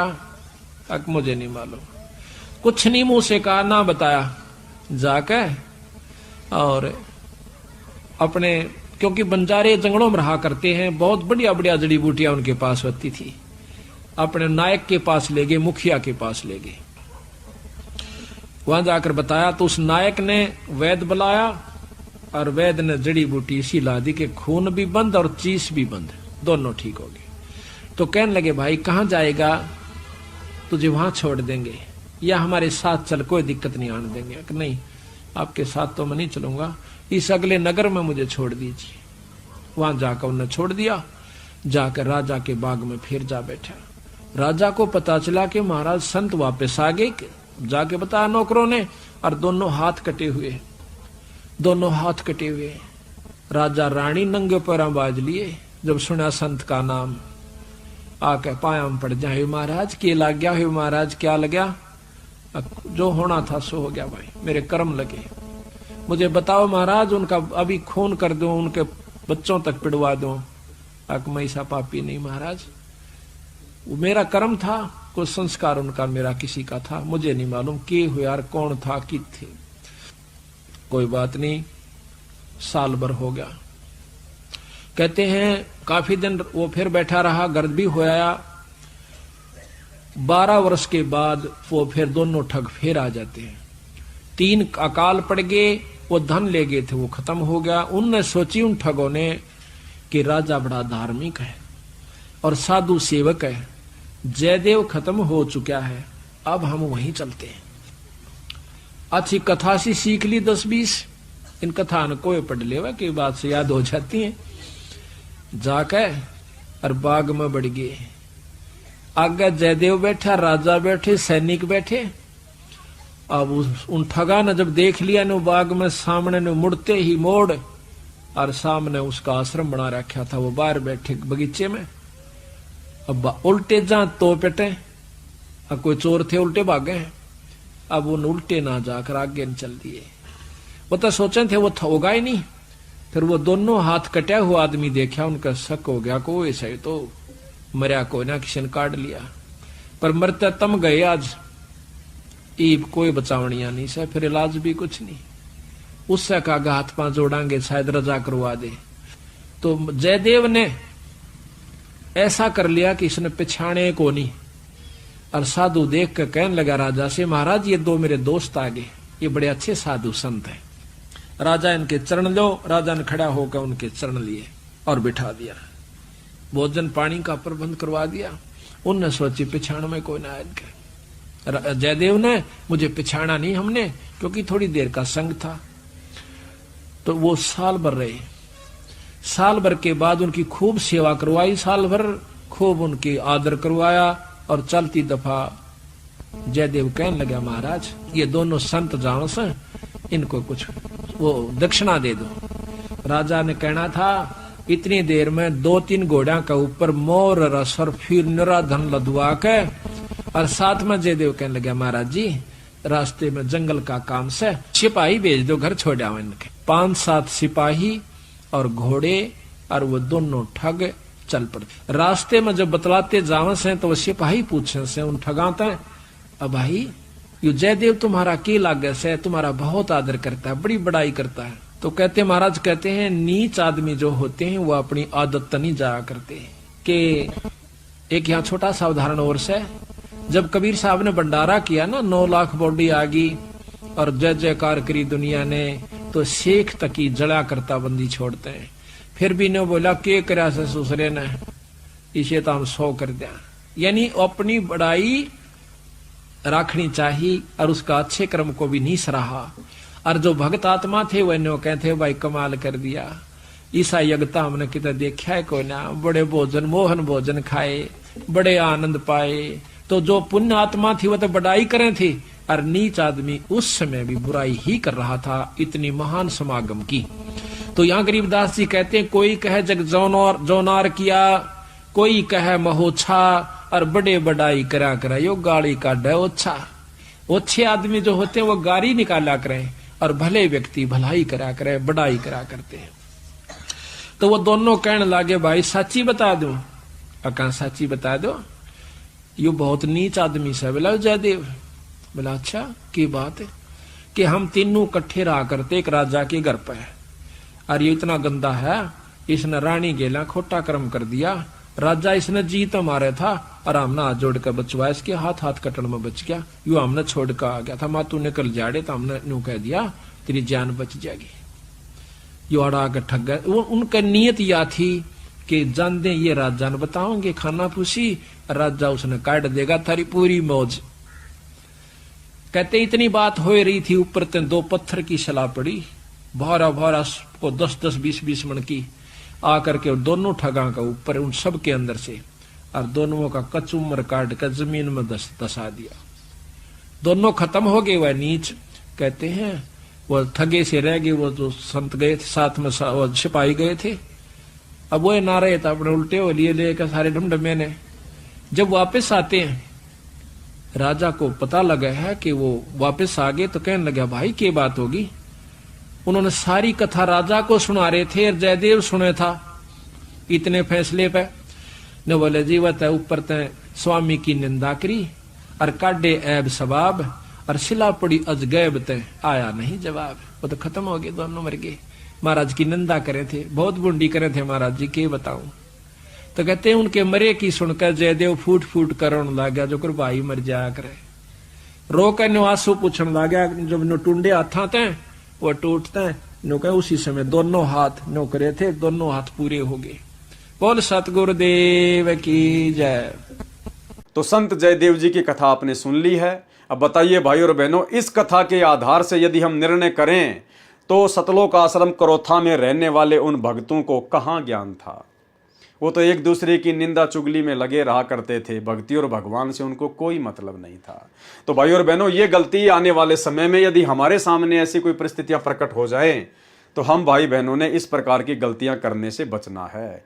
जिसके जैसे कर्म है, सतगुरु भगवान अंतर्यामी है, ये कबीर परमात्मा कुछ भी छुपा हुआ नहीं है। अरे परमात्मा ने हमें बताया कि 650 साल पहले जब वो गणिका बहन सत्संग सुनकर परमात्मा के सत्संग में ज्यादा से ज्यादा आने लगी, तो आश्रम के मुख्य लोग उस बहन को डराने लगे, धमकाने लगे कि तू आश्रम में मत आया कर, तू बदनाम औरत है, तेरे कारण आश्रम की बदनामी हो रही है, गुरु जी की बदनामी हो रही है। और वो बहन एक दिन गुरुदेव के सामने जाके रोने लगी।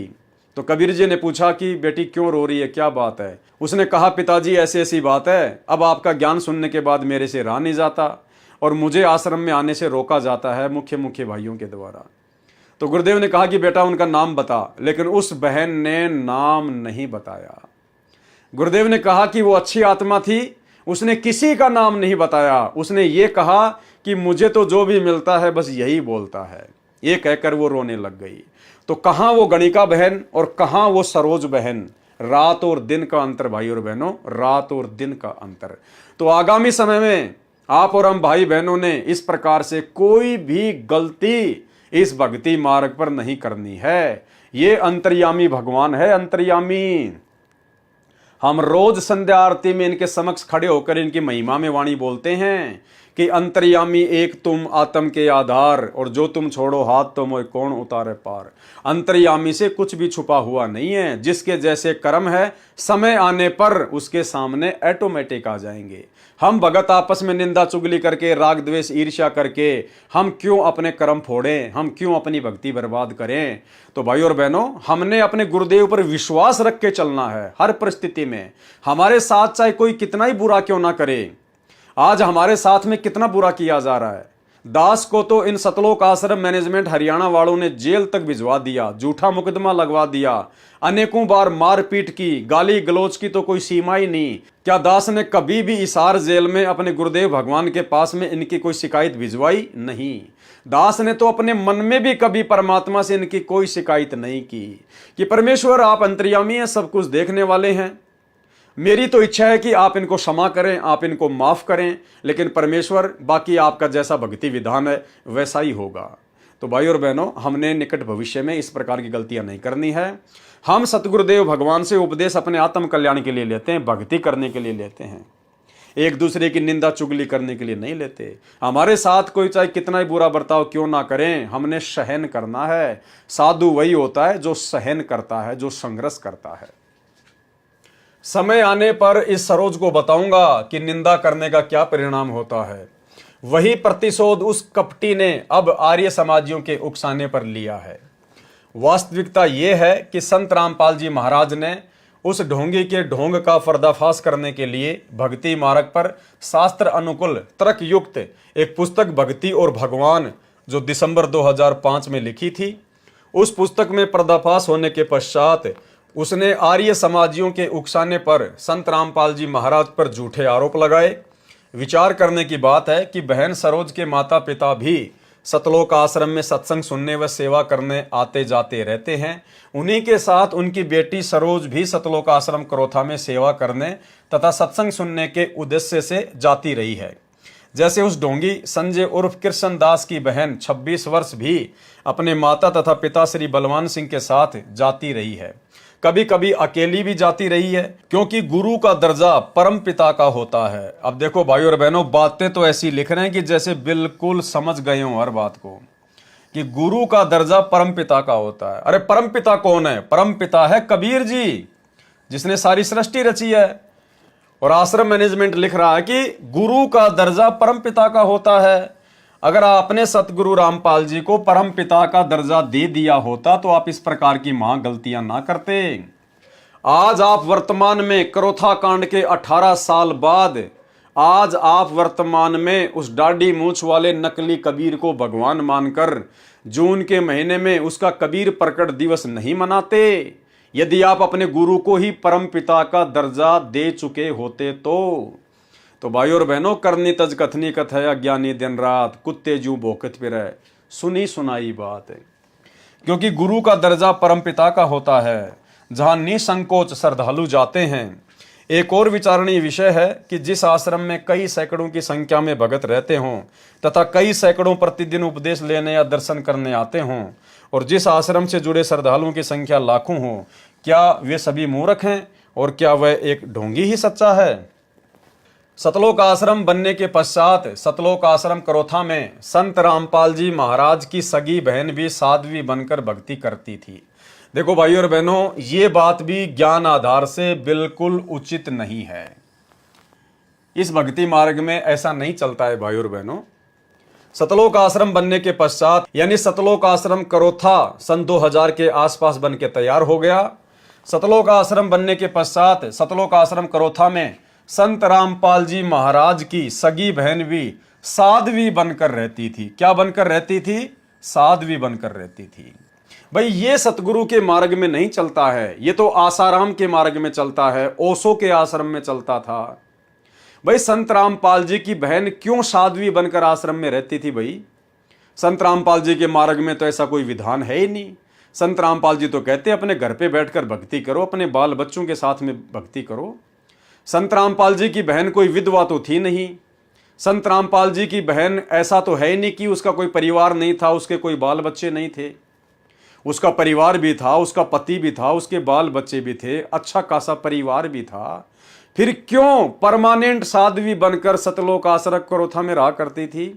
ये है मनमाना आचरण, ये है ज्ञान को आधार ना बना पाने के चलते गलती। अब बताइए, परमानेंट रहा करती थी कि बस अब तो मैं आश्रम में रहूंगी, भक्ति करूंगी और कुछ नहीं। और जब करोथा कांड हुआ तब कहां जाना पड़ा? बताइए।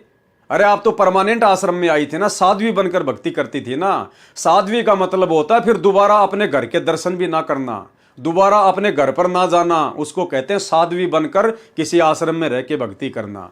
घर परिवार से, समाज से संन्यास ले लेना, उसको कहते हैं साध्वी। तो जब करोथा कांड हुआ 2006 में, फिर वो साध्वी कहाँ चली गई? फिर सतगुरु रामपाल जी परमेश्वर जी की वो कलयुगी बहन, वो साध्वी कहाँ चली गई भाई? वो तो साध्वी बन के भक्ति करने आई थे ना परमानेंट आश्रम में। तो भाई और बहनों, ये गलती आप और हमने बिल्कुल भी नहीं करनी है। हम जैसे भी हैं, जिस भी हालात में हैं, अपने परिवार में, अपने बाल बच्चों के साथ में अगर थोड़ा बहुत संघर्ष है, कोई दिक्कत नहीं है। सतगुरु रामपाल जी भगवान के आशीर्वाद से, उनकी भक्ति से धीरे धीरे वो संघर्ष भी कम हो जाता है, परिस्थितियां भगत के अनुकूल हो जाती हैं। इसलिए भगत ने थोड़ा सब्र करना चाहिए, थोड़ा धैर्य रखना चाहिए। बिल्कुल जोश में आके होश नहीं खो देने चाहिए, जल्दबाजी में कोई फैसला नहीं लेना चाहिए, जैसा कि सतगुरु रामपाल जी परमात्मा की बहन ने ले लिया था। उसके बाद कहाँ चली गई वो साध्वी? जब 2005 का करोथा कांड हुआ, उसके बाद कहाँ चली गई वो साध्वी भाई? वापस उसी घर में जाना पड़ा, वापस उन्हीं बाल बच्चों के पास जाना पड़ा। तो पहले ना रह के अपनी भक्ति कर लेती। तो भाई और बहनों, ये गलती भी आप और हमने बिल्कुल नहीं करनी है। सतलोक आश्रम बनने के पश्चात सतलोक आश्रम करोथा में संत रामपाल जी महाराज जी की सगी बहन भी साध्वी बनकर रहती थी। संत रामपाल जी के माता पिता भी आश्रम में भक्ति उद्देश्य से स्थायी रह रहे थे। माता पिता को कोई दिक्कत नहीं है, क्योंकि वो वृद्ध हैं, उनका थोड़ा बहुत समय बचा हुआ था, उनको कोई दिक्कत नहीं है, क्योंकि पास में उनका गांव भी था, वो अपने घर भी जाया करते थे, उसमें कोई दिक्कत नहीं थी। संत रामपाल जी के माता पिता को साधु या साध्वी बन के भक्ति नहीं कर रहे थे, उन्होंने परमानेंट अपने घर को छोड़ नहीं दिया था। क्योंकि यहाँ पर लेखक के द्वारा संत रामपाल जी के मुंह बोले माता पिता के लिए साधु या साध्वी शब्द का प्रयोग नहीं किया गया, लेकिन उनकी बहन के लिए साध्वी शब्द का प्रयोग किया गया है। साध्वी अर्थात जो परमानेंट अपने परिवार को छोड़कर आश्रम में रह के भक्ति करे। क्या ऐसी परिस्थितियों में उस ढोंगी द्वारा लगाया गया झूठा आरोप संभव है? वास्तविकता यह है कि वह ढोंगी केवल आश्रम का भूखा था, उसकी ये दाल नहीं गली। जिस महंत भगत राम जी को अब गुरु बनाकर आश्रम प्राप्त किया है, अब आगे उस गुरुद्रोही हो चुके व्यक्ति कृष्ण दास जी के आगामी जीवन के विषय में लिखा जा रहा है। वैसे ये न्याय संगत नहीं है भाई और बहनों, क्योंकि वो गुरुद्रोही घोषित हो चुका था, आश्रम से उसको निकाल दिया गया था। उसके बाद में वो क्या करेगा क्या नहीं करेगा, वो पहले क्या करता था क्या नहीं करता था, हमने उसकी बातों को महत्व नहीं देना चाहिए। लेकिन कुछ एक बातें उसके विषय में लिखी गई हैं, उसके गुरु के विषय में लिखी गई हैं, पुस्तक में लिखी हैं, इसलिए हम लोग इनको पढ़ लेते हैं। अन्यथा हमारा इन बातों में किसी प्रकार का कोई भी इंटरेस्ट नहीं होना चाहिए, उसके कर्म उसके साथ में है। जिस महंत भगत राम जी को अब गुरु बनाकर आश्रम प्राप्त किया है, उस संत श्री भगत राम महंत आश्रम कोठी दयालदास छुडानी के विषय में कहा करता था कि भगत राम तो प्रत्यक्ष राक्षस है। एक औरत के साथ भगत राम जी के अवैध संबंध थे, वह औरत उनके साथ आश्रम छुडानी में रहने का आग्रह करने लगी, तो भगत राम जी ने रात्रि में उस औरत को मार कर आश्रम के पीछे डाल दिया। देखो, इन बातों का कोई लेना देना नहीं है। वो व्यक्ति आश्रम छोड़कर जा चुका था सन 2000 में, और ये पुस्तक लिखी गई है करोथा कांड के बाद में। तो भाई और बहनों, इन बातों को यहां लिखने का कोई औचित्य नहीं बनता है, उसके कर्म उसके साथ में है। तथा कह रहा था कि यह पागल थी जो गिरकर मर गई। वह संजय उर्फ कृष्णदास वर्तमान में उसी भगत राम जी को गुरु बनाकर आगे नामदान कर रहा है। उसके विषय में भी अभद्र टिप्पणी करता था। अब एक कोठड़ी वाला आश्रम उस संत से इस पाखंडी को मिल गया। पहले तो भगत राम जी पूर्ण संत नहीं था तथा चरित्रहीन था, अब आश्रम दे दिया तो वही भगत राम जी पूर्ण संत हो गया। ऐसा पाखंडी व स्वार्थी व्यक्ति संजय उर्फ कृष्णदास, जिसने पुस्तक शैतान बना भगवान लिखी है। छुडानी महंतों के बदमाशों व आर्य समाज के असामाजिक तत्वों ने सतलोक आश्रम व संत रामपाल जी को जान से मारने तथा आश्रम को नष्ट करने के षड्यंत्र को अमली जामा पहनाने के दुष्कृत्य की अनुमति लेने के लिए 9 जुलाई 2006 को मुख्यमंत्री हरियाणा के साथ बहादुरगढ़ में एक मीटिंग की। हमें यह नहीं मालूम कि उस मीटिंग में उनकी मुख्यमंत्री हरियाणा श्री भूपेंद्र जी से क्या वार्ता हुई, परंतु उनके हौसले अत्यधिक बुलंद हो गए तथा उनकी विनाशकारी गतिविधियां अत्यधिक तेज हो गई। उन असामाजिक तत्वों ने पुलिस के सहयोग से रोहतक झज्जर सड़क पर आश्रम के दोनों तरफ से 9 जुलाई 2006 को ही जाम लगा दिया, ताकि आश्रम में बहुसंख्या में भगत न आ सकें और न ही कोई आश्रम से बाहर जा सके। इन्हीं दिनों में गुरु पूर्णिमा के अवसर पर 9, 10, 11 जुलाई 2006 को भारी संख्या में भक्तों को सतलोक आश्रम में आना था। 9 जुलाई 2006 से पहले 4-5 हजार श्रद्धालु पहुंच चुके थे। पुलिस प्रशासन के सहयोग से असामाजिक तत्वों ने आश्रम में खाद्य सामग्री तथा अन्य आवश्यक वस्तुओं को भी नहीं आने दिया, बिजली के कनेक्शन को भी काट दिया और पानी की व्यवस्था को भी नष्ट कर दिया।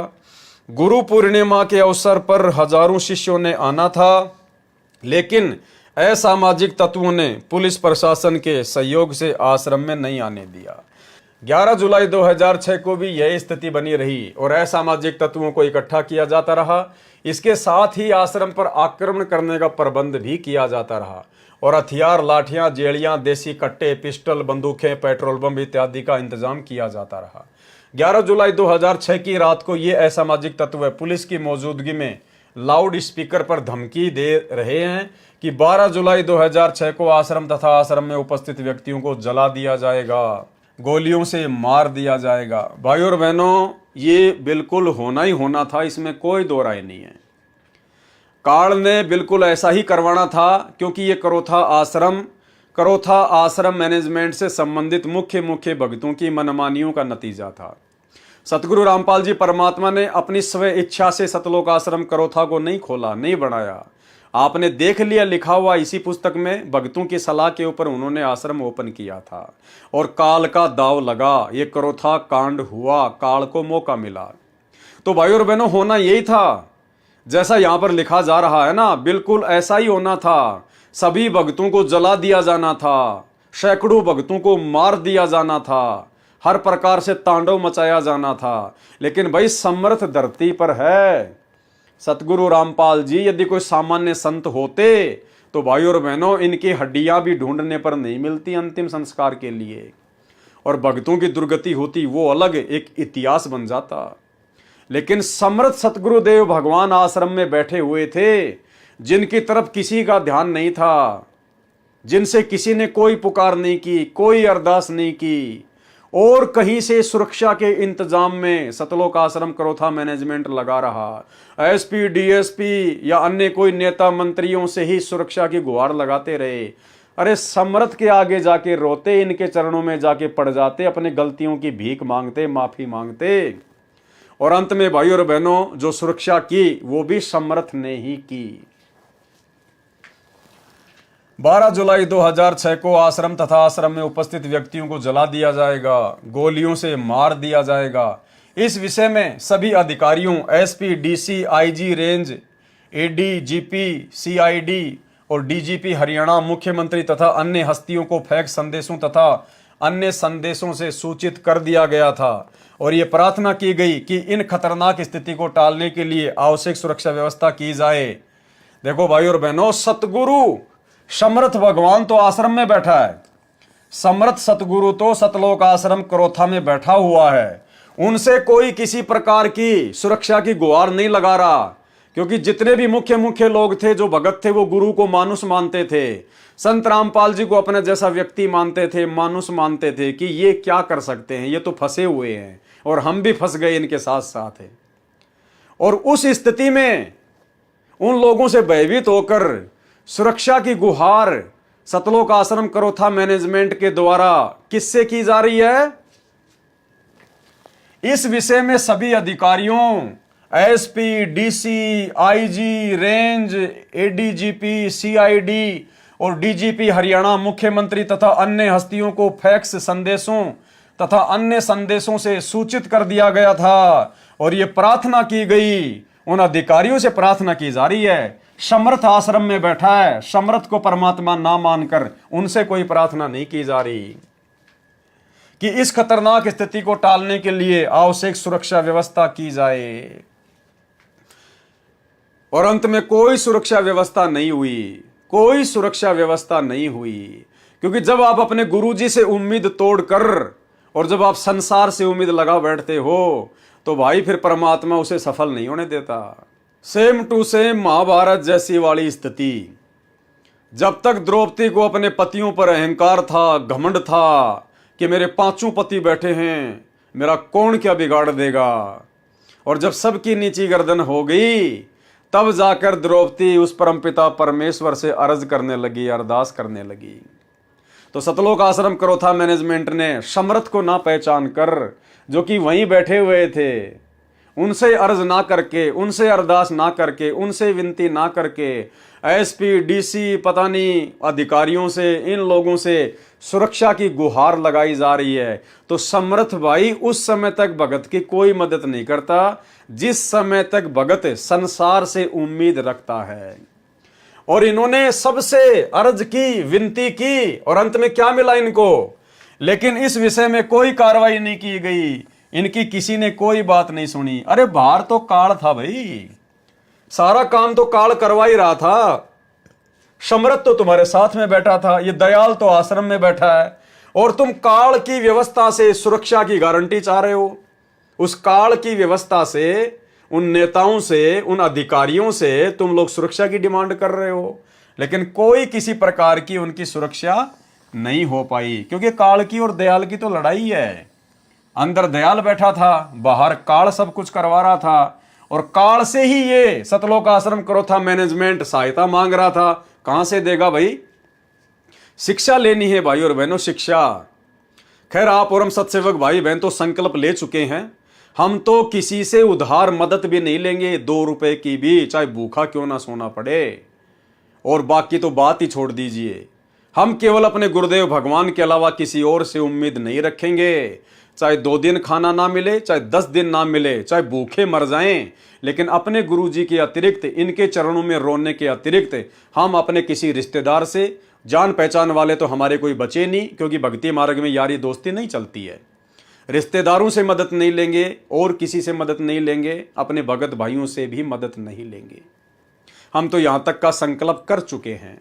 तो भाई और बहनों, हमने विशेष तौर पर इन बातों को अपने दिलो दिमाग में, अपने जहन में बैठा लेना है। अगर आपकी मोटरसाइकिल भी मार्केट में पकड़ी जाए, भले आपके मोबाइल में आपके 10 रिश्तेदारों के नंबर हैं, चाहे आपका रिश्तेदार, चाहे आपके शहर का मुख्यमंत्री क्यों ना है, आपके स्टेट का मुख्यमंत्री क्यों ना है, आपने वो गाड़ी छुड़वाने के लिए उससे भी सहायता नहीं ले ली, उससे भी फोन नहीं करवाना। आपका कोई मित्र चाहे कितना बड़ा अधिकारी क्यों ना है, वो आपके काम को आसानी से कर सकता है, लेकिन आपने उससे भी मदद प्राप्त नहीं करनी है। पकड़ी गई तो पकड़ी गई, आप उन्हीं से कहिए कि भाई साहब देख लीजिए, जैसा भी है, जैसा भी है का मतलब ये नहीं कि वो रिश्वत मांगेगा तो हम रिश्वत दे देंगे, नहीं। उनको बताइए भाई साहब ठीक है, मेरी गलती है, मेरे पास में कागज नहीं था, आगे से ध्यान रखूंगा। अब जैसा भी है आप जी, जो भी सरकारी खर्चा है, जो भी इसकी जो रसीद जो कटे आप मुझे दे दीजिए, 100, 50, 200, 500 रुपए। हमने केवल वो रसीद कटवा कर, पैसे देकर ही हमने अपनी गाड़ी छुड़वानी है, अन्यथा हमने किसी से कोई उम्मीद किसी प्रकार की नहीं करनी है।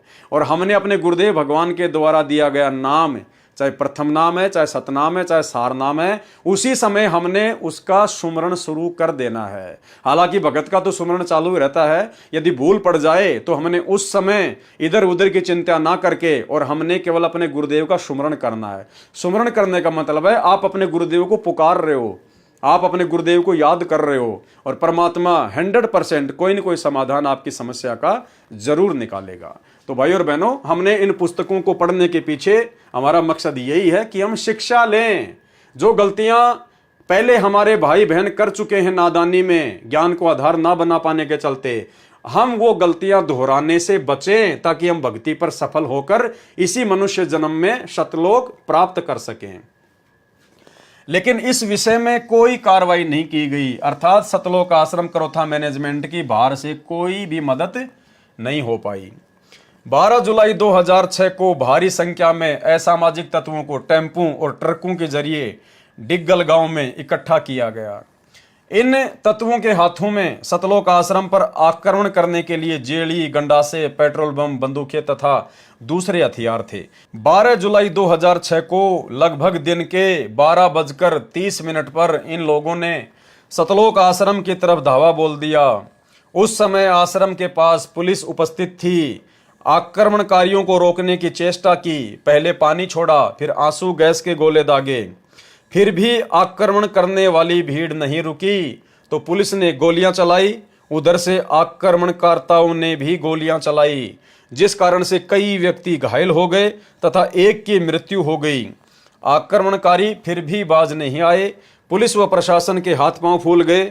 आश्रम के सामने से दूर जाकर पुलिस व जिले के वरिष्ठ अधिकारी मूक दर्शक बनकर खड़े रहे।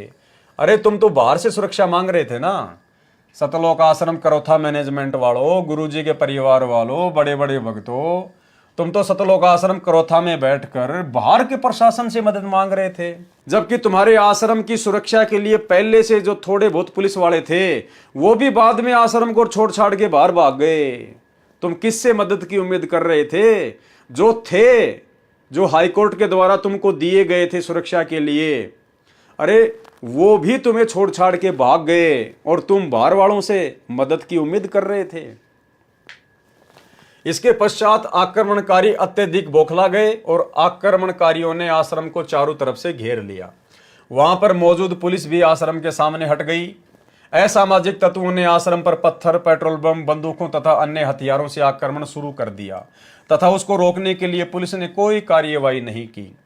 इसको रोकने के लिए भक्तों ने टेलीफोन पर, अब देखो भाई और बहनों, फिर से गलती, फिर से महागलती, फिर से महागलती। समर्थ के पास में कोई नहीं जा रहा, समर्थ के पास में कोई नहीं जा रहा, समर्थ के ऊपर कोई विश्वास नहीं कर रहा। बाहर से मदद ली जा रही है, बाहर से मदद ली जा रही है। उसके बाद क्या किया सतलोक आश्रम करोथा मैनेजमेंट ने? इसको रोकने के लिए भक्तों ने टेलीफोन पर जिला उपायुक्त व पुलिस अधीक्षक से भी प्रार्थना की। अपने गुरुजी से कोई प्रार्थना नहीं कर रहा, अपने गुरुजी से कोई प्रार्थना नहीं कर रहा। अरे लेके माड़ा बैठ जाते आश्रम में, जब समर्थ बैठा है, जब धनी बैठा है, तो तुम्हें किस चीज की चिंता है मेरे भाई? लेकिन उस समय कोई भी इनको समर्थ नहीं मानता था, कोई भी इनको भगवान नहीं मानता था, पूर्ण संत नहीं मानता था। और यही कारण है भाई और बहनों, जब आप ज्ञान को आधार बनाकर भक्ति नहीं करते हैं तो आपको गुरु में मानुष के अलावा कुछ भी दिखाई नहीं देता है। इसको रोकने के लिए भक्तों ने टेलीफोन पर जिला उपायुक्त व पुलिस अधीक्षक से प्रार्थना की, लेकिन उन्होंने कुछ नहीं किया। अरे जो समर्थ चाहेगा वो होगा भाई, सतगुरु जो चाहे सो कर ही। जब तक ये नहीं चाहेगा तुम्हारी मदद के लिए कोई नहीं आ सकता, कोई भी। ये समर्थ बैठा है, ये तुम्हारी परीक्षा चल रही थी, ये तुम्हारे विवेक की, तुम्हारे धैर्य की, तुम्हारे विश्वास की परीक्षा थी। समर्थ 1994 से ज्ञान दे रहा था, 2006 में करोथा कांड हुआ। अरे 10-12 वर्षों के बाद में समर्थ तुम्हारी परीक्षा ले रहा था इतना ज्ञान देकर कि तुम्हें अपने गुरु पर विश्वास है या नहीं है, इनकी समर्थता पर विश्वास है या नहीं है। लेकिन इनके ऊपर विश्वास ना करके और बाहर प्रशासन से ही सुरक्षा की गुहार लगाई जा रही है। भाई और बहनों, जिंदगी में गलती मत कर देना। जिंदगी में चाहे कितनी भी बड़ी से बड़ी समस्या क्यों ना आए। एक छोटा सा सत्संग सुनाता हूं गुरुदेव का, 40 सेकंड का। गुरुदेव कहते हैं चाहे कितनी भयंकर से भयंकर समस्या क्यों ना आवे, कि बस सब कुछ बर्बाद होने वाला है, कति सर्वनाश होने वाला है। अगर ऐसी भी आपके सामने कोई परिस्थिति पैदा हो जाए तो भी गुरुदेव भगवान कहते हैं कि अपने गुरु पर विश्वास करना। वो परिस्थितियां ऐसे टल जाएंगी जैसे बादलों को हवा उड़ा ले जाती है। तो हमने केवल अपने गुरु पर विश्वास करना है भाई और बहनों। ये पुस्तक पढ़ने का मकसद गुरुदेव के आशीर्वाद से केवल इतना ही है कि जो गलतियां भक्ति मार्ग पर गुरु को मानुष मानकर आप और हमारे से पहले हमारे गुरु भाई बहन कर चुके हैं, वो गलतियां हम निकट भविष्य में करने से बचें, अन्यथा सतलोक से वंचित रह जाएंगे। केवल फॉर्मेलिटी हो जाएगी, फॉर्मेलिटी। अपने आत्माओं, हमारा इतना दिल कमजोर हो चुका है कि हम वहां तक बुद्धि उठती नहीं, ना दिल डटता कि हम भगवान पर इतना विश्वास कर सके। जैसे कहते हैं कि तुलसी बेरुआ बाग में शीतत भी मुरझावे, राम भरोसे जो रहे वो पर्वत पर लहरावे। बगीचे के अंदर बूटा लगा दिया, पौधा लगा दिया, सिंचाई करते करते खत्म हो जाता है, मुरझा जाता है। राम भरोसे पर्वत के ऊपर कोई संभालने वाला नहीं, कोई सिंचाई करनिया नहीं। कहते राम भरोसे जो रहे पर्वत पर लहरावे। तो हमारा इतनी बुद्धि उठती नहीं, लेकिन इसको उठाने का ये प्रोसीजर है। एक दिन ऐसी दृढ़ता होगी आपके अंदर, जो सर्वनाश होता दिखा आपने, आप दृढ़ रहना भगवान के ऊपर। फिर देखना ऐसा बादल टल जाएगा दुख का, कोई सोच भी नहीं सकते आप। इसको रोकने के लिए भक्तों ने टेलीफोन पर जिला उपायुक्त व पुलिस अधीक्षक से भी प्रार्थना की, लेकिन उन्होंने कुछ नहीं किया। अपने को चारों तरफ से घिरा देखकर और आश्रम के अंदर मौजूद औरतों, बच्चों और बूढ़ों की सुरक्षा को ध्यान में रखते हुए और आत्मरक्षा को ध्यान में रखते हुए, देखो भाई, अपनी रक्षा के जिम्मेदार भगत ही बने हुए थे।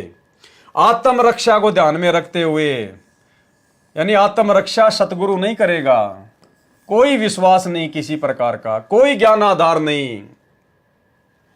आश्रम के अंदर मौजूद औरतों, बच्चों और बूढ़ों की सुरक्षा को ध्यान में रखते हुए और आत्मरक्षा को ध्यान में रखते हुए आक्रमणकारियों को खदेड़ने के मकसद से आश्रम के सुरक्षा दस्ते ने हवाई फायर किए। आश्रम का सुरक्षा दस्ता यानी आश्रम के मुख्य सेवादार जो गुरुजी के बॉडीगार्ड बन के घूमते थे, उन्होंने अपनी आत्मरक्षा के लिए, अपनी खुद की रक्षा के लिए, बच्चों और महिलाओं की रक्षा के लिए उन्होंने कोई भी चारा ना देखकर और हवा में फायर करने शुरू कर दिए। अरे भाई, जब आश्रम में दुनिया की सबसे बड़ी तोप बैठी है, जब आश्रम में सबसे बड़ी मिसाइल बैठी है, उसकी तरफ किसी का ध्यान नहीं है। देखो, ये होता है गुरु को मानुस मानना।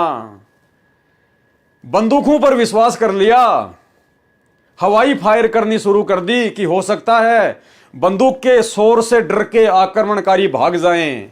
अरे, उनके पास में सैकड़ों बंदूक है, तुम खुद लिख रहे हो। गंडासे, जेलियां, बंदूक, पेट्रोल बम और अन्य हथियार तुम खुद लिख रहे हो। और तुम्हारे पास आश्रम में 2, 4, 5 बंदूकें होंगी और उनके पास में सैकड़ों बंदूकें। तो क्या हवाई फायर करके तुम बच जाओगे? देखो, ये होता बेबुद्धि का काम भाई और बहनों, बेबुद्धि का काम। ये तो समर्थ था, इसलिए भाई और बहनों बात दबी की दबी रह गई, अन्यथा उस बंदूक को लेके भी ना जाने कितने मुकदमे गुरुदेव पर लगते। ये तो परमात्मा ने व्यवस्था ऐसी कर दी कि ये लेबोरेटरी शुरू हो गई, जांच हो जाती है कि कौन सी बंदूक से मरे, कौन सी बंदूक से नहीं मरे। अन्यथा उस हवाई फायर को लेकर भी ना जाने कितने मुकदमे संत रामपाल जी पे लगा दिए जाते। जितने भी लोग मरे होंगे, घायल हुए होंगे, सारे के सारे इल्जाम आश्रम पे लगा दिए जाते कि आश्रम वालों की बंदूकों से मरा है, आश्रम वालों की बंदूकों से घायल हुए हैं। तो समर्थ शक्तिमान तो आश्रम में बैठा हुआ है और बंदूकों पर विश्वास किया जा रहा है। भाई और बहनों, बहुत बड़ी गलतियां भक्ति मार्ग पर इन लोगों ने की है और आज परमात्मा ने हमें इसीलिए मौका दिया है साथ संगति के माध्यम से कि हम गुरु को मानुष मानने की गलती अपने भविष्य में ना करें, सौपन में भी ना करें। अरे, मारने वाला भी यही है और बचाने वाला भी ये है भाई और बहनों। फिर बताओ बंदूक क्या करेगी? इसी परमेश्वर ने सत्संगों में बताया कि त्रेता युग में भगत प्रहलाद को उसके पिता हिरण्यकशिपु ने 84 प्रकार की घोर घोर यातनाएं दी। उस भगत प्रहलाद ने कभी भी अपने पिता के खिलाफ एक लकड़ी का डंडा भी नहीं उठाया, अपने भगवान पर विश्वास रखा, जबकि उसका भगवान तो नकली था, विष्णु। मीराबाई के साथ में कैसी कैसी घटनाएं घटी, मीराबाई ने कभी एक लकड़ी का डंडा भी नहीं उठाया।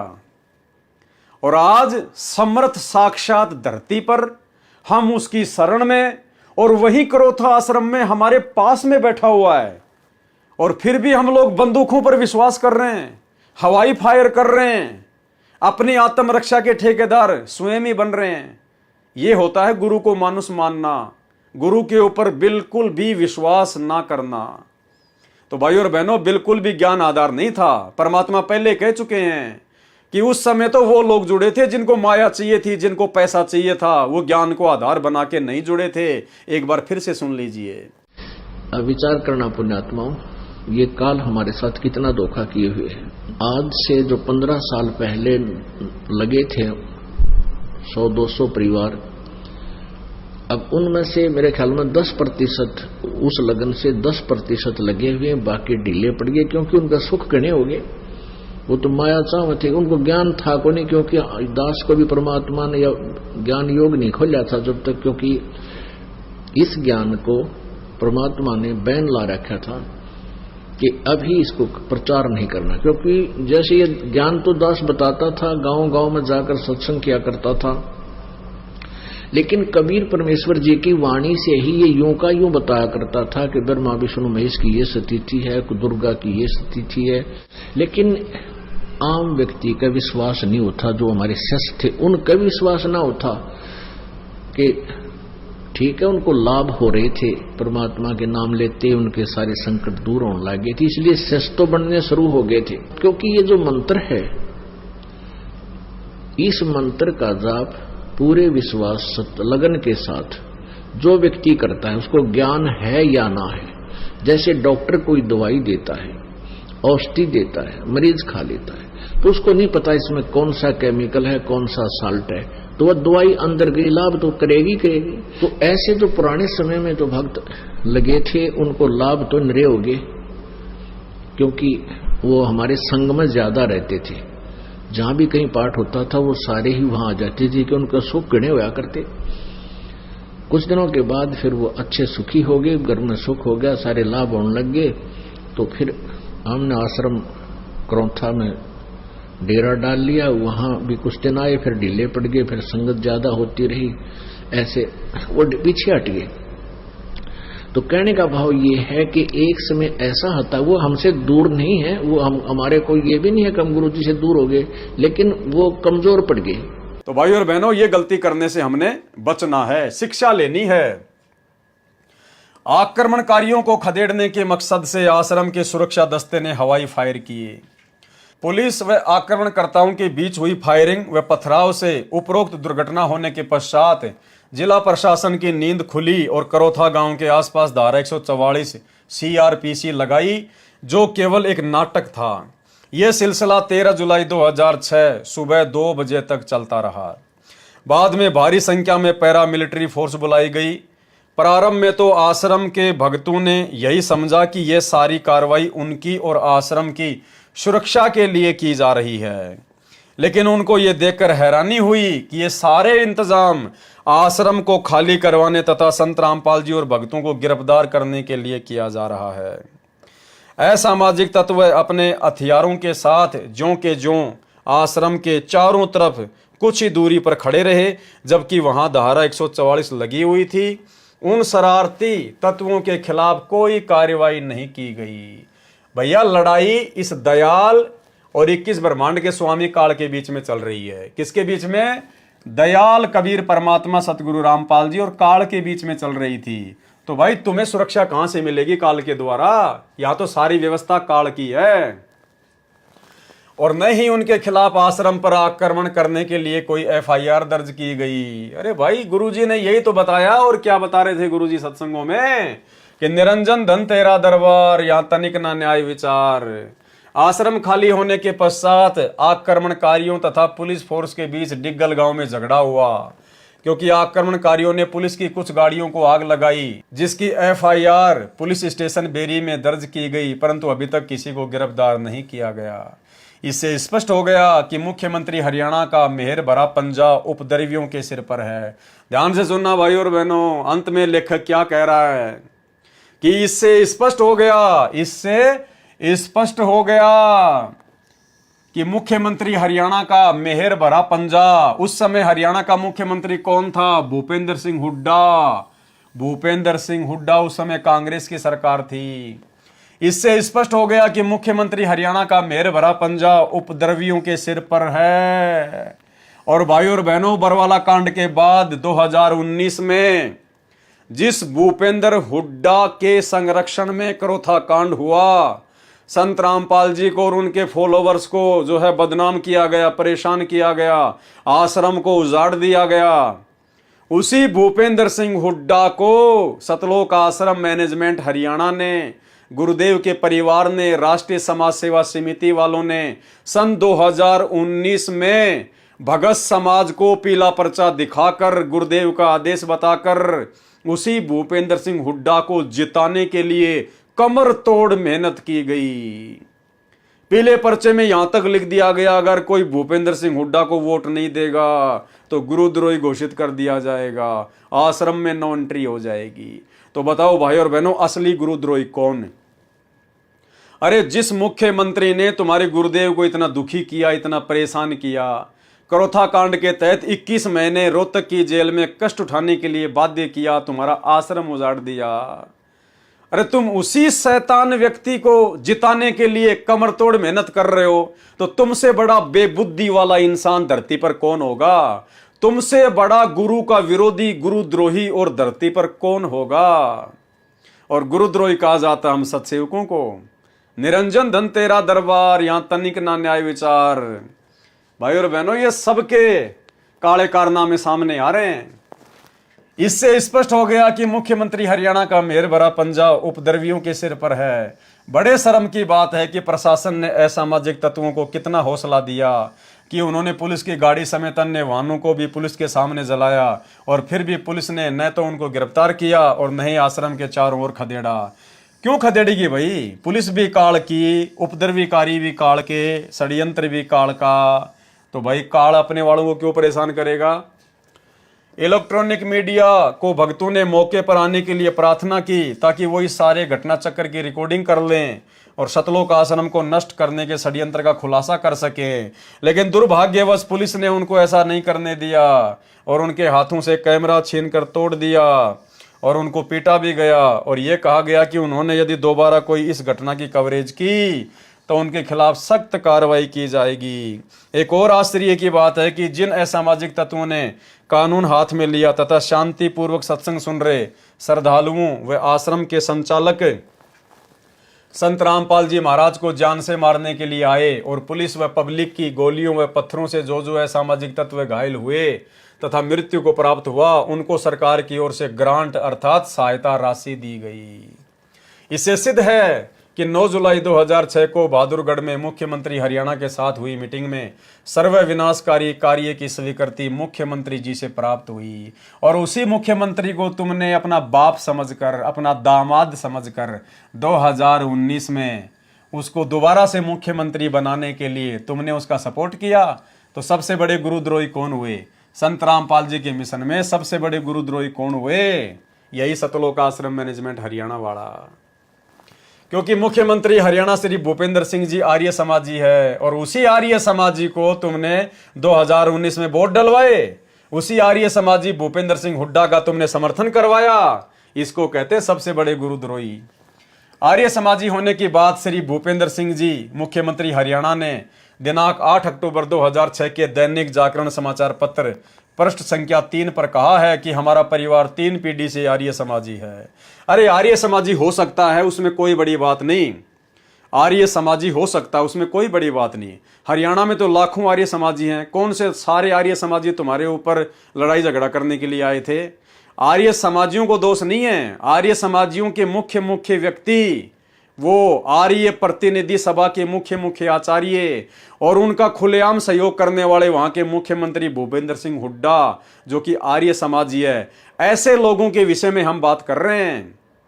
जब तुम्हारी आंखों के सामने प्रत्यक्ष हो गया कि आर्य समाजी भूपेंद्र सिंह हुड्डा ने उन उपद्रवकारियों का सहयोग दिया, उसके बावजूद भी तुमने उसी को 2019 में वोट डलवाए।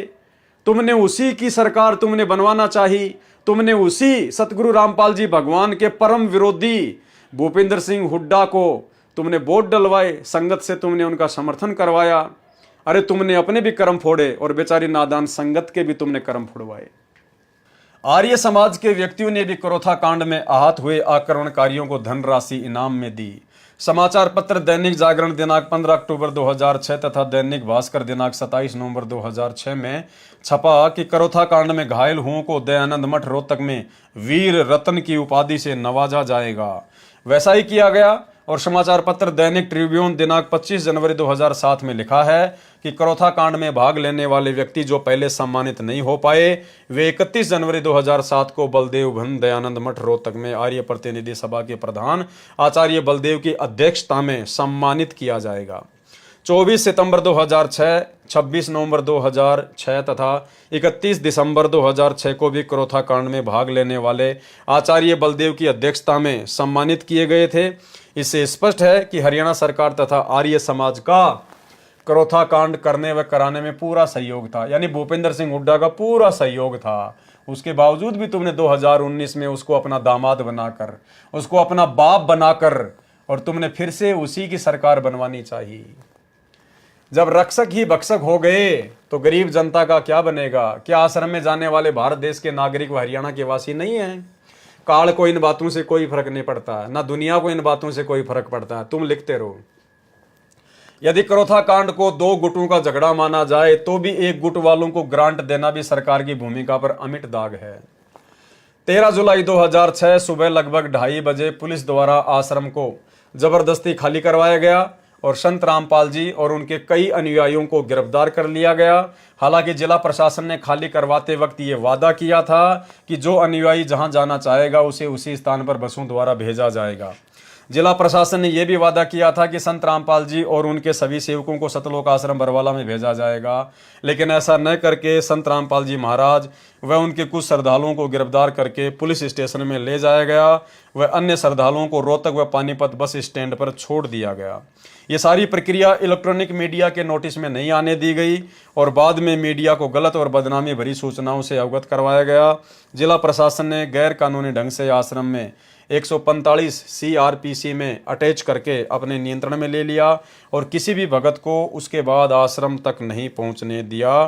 तभी से छुड़ानी आश्रम आर्य समाजी तथा अन्य असामाजिक तत्वों का इतना हौसला बढ़ गया कि उन्होंने संत रामपाल जी, उनके अनुयायी और आश्रम के विरुद्ध चरित्र हनन और बदनाम करने वाली अश्लील गलत कहानियां बनाकर समाचार पत्रों तथा अन्य प्रिंट मीडिया से छपवाई है और मीडिया भी बिना तथ्यों की जांच किए इन शरारतपूर्ण खबरों को छापता रहा। कुछ समाचार पुलिस तथा प्रशासन के स्रोतों से भी छपे हैं जो कि प्रशासन द्वारा आम पब्लिक को गुमराह करने के लिए छपवाए गए हैं, लेकिन बाद में अपने बचाव के लिए उनको नकारा भी है और कहा है कि आश्रम में ऐसी कोई आपत्तिजनक वस्तु नहीं मिली। जो अनुयायी गिरफ्तार नहीं हुए उनको प्रेस से नहीं मिलने दिया गया और जिन्होंने मिलने का प्रयास किया उनको पुलिस ने गिरफ्तार किया। पुलिस प्रशासन व असामाजिक तत्व सरकार की सह पर संत रामपाल जी के शिष्यों को अभी भी परेशान कर रहे हैं और जो भी भगत कचहरी या अन्य स्थानों पर मिलता है उसको असामाजिक तत्वों द्वारा पुलिस की मौजूदगी में पीटा जाता है। प्रशासन मूक दर्शक बनना रहता है और उनके विरुद्ध कोई कार्रवाई नहीं कर रहा, जबकि धारा 144 लगाने का ऐलान हो चुका है। अब ये सब कुछ क्यों हुआ भाई और बहनों? सब कुछ क्यों हुआ? गुरु को मानुष मानने के चलते जो जमीन सतगुरु रामपाल जी परमात्मा की आज्ञा के बिना, उनके आदेश के बिना, उनसे अनुमति प्रदान किए बिना सतलोक आश्रम करोथा मैनेजमेंट ने जो जमीन दान में ली, उसी जमीन के ऊपर आगे चल के लफड़ा हुआ। इन्होंने उस जमीन के बारे में ज्यादा बातें नहीं लिखी। उसी जमीन को लेकर फिर आर्य समाजियों को मौका मिल गया आश्रम के ऊपर धावा बोलने के लिए। भाई क्यों तुम लोगों ने जबरदस्ती अपने गुरुदेव भगवान को सलाह देके सतलोक आश्रम करोथा खुलवाया? अरे गुरुदेव भगवान तो गांव गांव जाकर, नगर नगर जाकर टेंट लगाकर 3-3 दिन का पाठ करके अपना प्रचार करना रहे थे। अगर गुरुदेव ने आश्रम खोलना होता, इनको आवश्यकता होती, तो गुरुदेव तो समर्थ है भाई, ये तुम्हें बोल देते कि बच्चों आश्रम का इंतजाम करो। लेकिन तुम लोगों ने डेढ़ शाणे बनकर गुरु को सलाह दे दी अर्जुन और सर्जुन की तरह, और भाई जीव के द्वारा सतगुरु को दी गई सलाह फिर आगे चलकर करोथा कांड का रूप धारण कर लेती है। आप भक्तों की नादानियों के चलते आप खुद तो परेशान हुए संगत को भी परमात्मा से दूर किया और परमात्मा सतगुरु रामपाल जी भगवान को भी काल के साथ किए गए एग्रीमेंट के अनुसार 21 महीने रोहतक जेल में बैठने के लिए बाध्य किया गया। तो भाई और बहनों, हमने सतगुरु के काम में कभी भी कोई टांग नहीं अड़ानी चाहिए, ये हमने शिक्षा लेनी है। उन 7,50,000 नागरिकों के आंसू पोंछने वाले संत को भी जेल में बंद कर दिया। सच्चाई को जितना दबाया जाता वह उतने ही अधिक वेग से ऊपर आती है, सांच को आंच नहीं होती। यदि सरकार अब भी संभल जाएगी तो भी कुछ नहीं बिगड़ा है। संत रामपाल जी के विरुद्ध बनाए गए झूठे मुकदमे वापस लिए जाएं तथा जब तक आश्रम वापस प्राप्त नहीं होते हैं तब तक संत रामपाल जी के सत्संगों को पूरी सुरक्षा व्यवस्था सरकार करवाए। देखो फिर से वही गुरु को मानुष मानने वाली गलतियां। कोई शिक्षा नहीं ली जा रही, कोई सबक नहीं लिया जा रहा। बरवाला कांड से भी किसी प्रकार की कोई शिक्षा नहीं ली इन लोगों ने। बरवाला कांड के बाद भी सरकार के आगे भीख मांग रहे हैं, हाथ फैला रहे हैं कि सरकार से अनुरोध है, सरकार से विनती है, संत रामपाल जी के सारे मुकदमे वापस लिए जाएं और संत रामपाल जी जहां भी सत्संग करेंगे तो सुरक्षा की गारंटी सरकार अपने जिम्मेदारी पे ले। अरे सरकार को क्या पड़ी है भाई, संत रामपाल जी को सुरक्षा देगी? संत रामपाल जी का ना कोई राजनीति से लेना देना, ना संत रामपाल जी का किसी भी प्रकार के कोई राजनेताओं से कोई संपर्क है। तो राजनेता क्यों संत रामपाल जी को सुरक्षा देंगे? नालायकों, इतना तो दिमाग लगाओ। और फिर भी करोथा कांड के बाद भी उसी सरकार के आगे हाथ फैलाए जा रहे हैं कि संत रामपाल जी को सुरक्षा दी जाए, संत रामपाल जी को सुरक्षा दी जाए। अरे जो पूरी दुनिया को सुरक्षा दे रहा है, उसकी सुरक्षा के लिए राजनेताओं के आगे भीख मांगी जा रही है। यह होता है गुरु को मानुष मानना। और यह काम भाई और बहनों इन्होंने जमकर बरवाला कांड के बाद भी किया। इन्होंने भारत देश में कोई भी जिला कलेक्ट्रेट का ऑफिस नहीं छोड़ा जहां पर इन्होंने संत रामपाल जी की जमानत के लिए ज्ञापन ना दिया हो। अरे मुकदमा चल रहा हरियाणा में, तुम ज्ञापन दे रहे हो मध्य प्रदेश में, एमपी में, यूपी में। अरे वहां के जिला कलेक्टर को क्या लेना देना है और कौन उनकी मानेगा?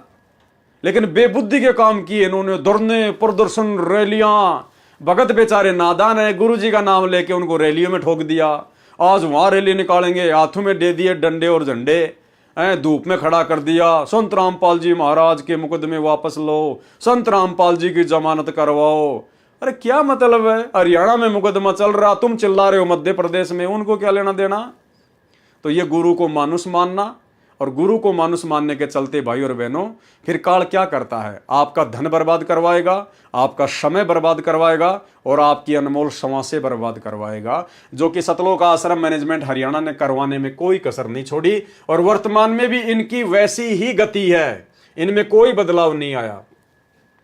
तो फिर करोथा कांड के बाद में ये लोग सरकार से ही उम्मीद लगा के बैठे हैं, अपने गुरु से कोई उम्मीद नहीं है इनको।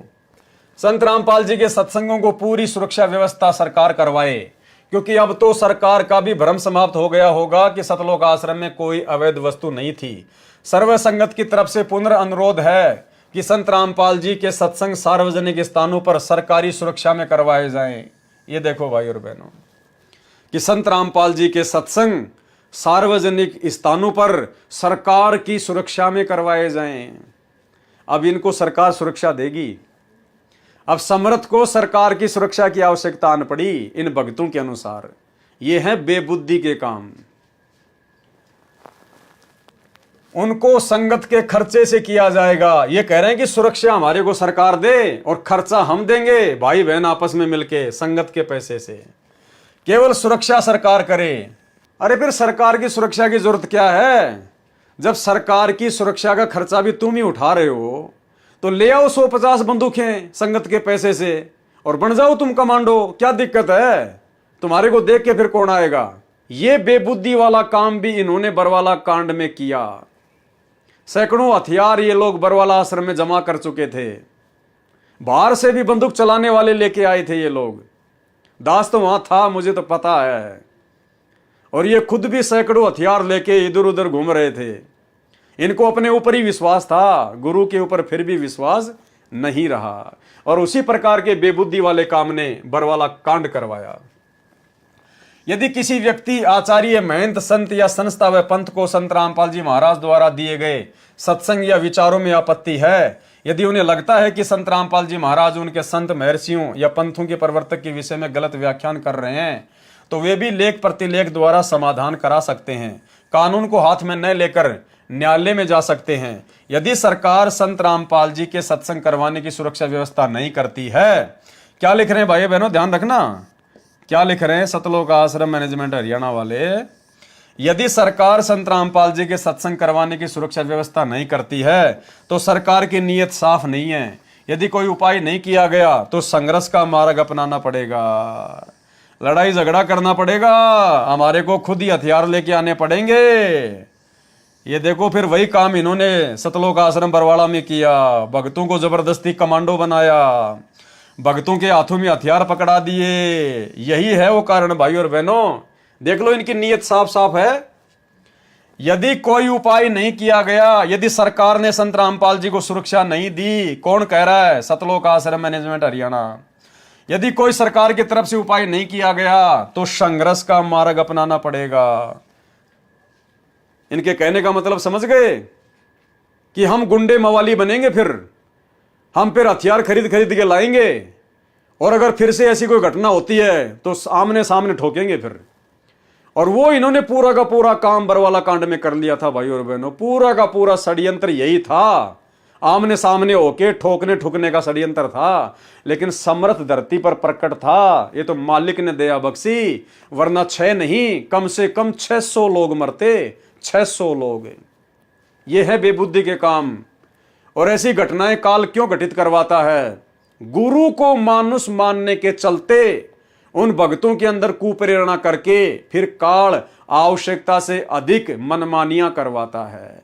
और गुरु कुछ नहीं बोलेगा भाई, ये तो सृष्टि रचना में गुरु ने बता दिया कि भाई मेरा तो काल के साथ एग्रीमेंट है कि परमात्मा आप केवल अपना ज्ञान प्रचार करना, आप जबरदस्ती ना करना। जो आपके ज्ञान को समझ के आपकी भक्ति करे केवल उसी को सतलोक लेके जाना, बाकी मेरा भोजन यहीं छोड़ देना। तो ये भगवान अपने वचन का पक्का है, ये अपना वचन नहीं तोड़ सकता, ये जोर जबरदस्ती नहीं कर सकता। फिर आने वाले समय में जो जैसा करेगा वैसा ही अपना भोगेगा। 8 साल से भगोड़े बन के घूमते रहे संत रामपाल जी के परिवार वाले। फिर कभी संत रामपाल जी का कलियुगी बेटा पकड़ा गया, कभी उनका भाई पकड़ा गया, कभी और भगत पकड़े गए, सब कुछ तितर बितर कर दिया इन्होंने। लेकिन ये समर्थ है, परमात्मा है, बंदी छोड़ है धरती पर, इसलिए इनके बच्चे इनकी समर्थता से फिर वापस जुड़ गए, एक हो गए। अन्यथा भाई और बहनों, संत रामपाल जी के मार्ग का तो नामो निशान भी नहीं मिलता। जिस प्रकार से सतलोक आश्रम मैनेजमेंट हरियाणा ने काल प्रेरित होकर गुरु को मानुष मानकर जो मनमानियां सतलोक आश्रम बरवाला में की थी, जिस कारण से इतना बड़ा कांड हुआ। तो भाई और बहनों, हमने शिक्षा लेनी है, शिक्षा। यदि कोई उपाय नहीं किया गया तो संघर्ष का मार्ग अपनाना पड़ेगा। संघर्ष यानी फिर भाई लड़ाई झगड़े का मार्ग अपनाना पड़ेगा। जैसे को तैसा, ईंट का जवाब पत्थर से देना पड़ेगा। हरियाणा सरकार के मुख्यमंत्री जी बड़े मेहरबान हैं। जो व्यक्ति कानून हाथ में लेकर उपद्रव करते हैं, यदि उनको हानि हो जाती है तो लाखों रुपए की ग्रांट दी जाती है। तो ये है भाई और बहनों, गुरु को मानुष मानने के चलते जो गलतियां काल करवाता है, वो गलतियां और उन गलतियों के परिणाम आप जियों के समक्ष इस पवित्र पुस्तक क्रोथा कांड का रहस्य के अंदर अंकित हैं। सतगुरु रामपाल जी भगवान ने आप और हम सत्सेवकों पर मेहर बख्शी है। परमात्मा ने हमें सद्बुद्धि दी, मालिक ने हमें समय दिया, हमें मौका दिया। आज ये रहस्य, जिन रहस्यों से आज भी 99% संगत अनजान है। क्रोथा कांड क्यों हुआ, असल वजह क्या है, भक्तों ने क्या क्या गलतियां की, ये सारी वजह से, और बरवाला कांड की गलतियां, इन सभी घटनाओं से संत रामपाल जी की 99% संगत बेचारी अनजान है। और इसी अनजानपने का फायदा गुरुदेव का परिवार उठा रहा है, सतलोक आश्रम मैनेजमेंट हरियाणा उठा रहा है। उसी संगत को, बेचारी को धार्मिक धंधे के लिए मोहरा बना लिया। वर्तमान में जगह जगह सतलोक आश्रम खोल दिए गए मनमानी करते हुए, जैसे क्रोथा आश्रम खुलवाया था कभी। तो भाई और बहनों, आगे चल के क्या होगा ये भी आपकी आंखों के सामने है।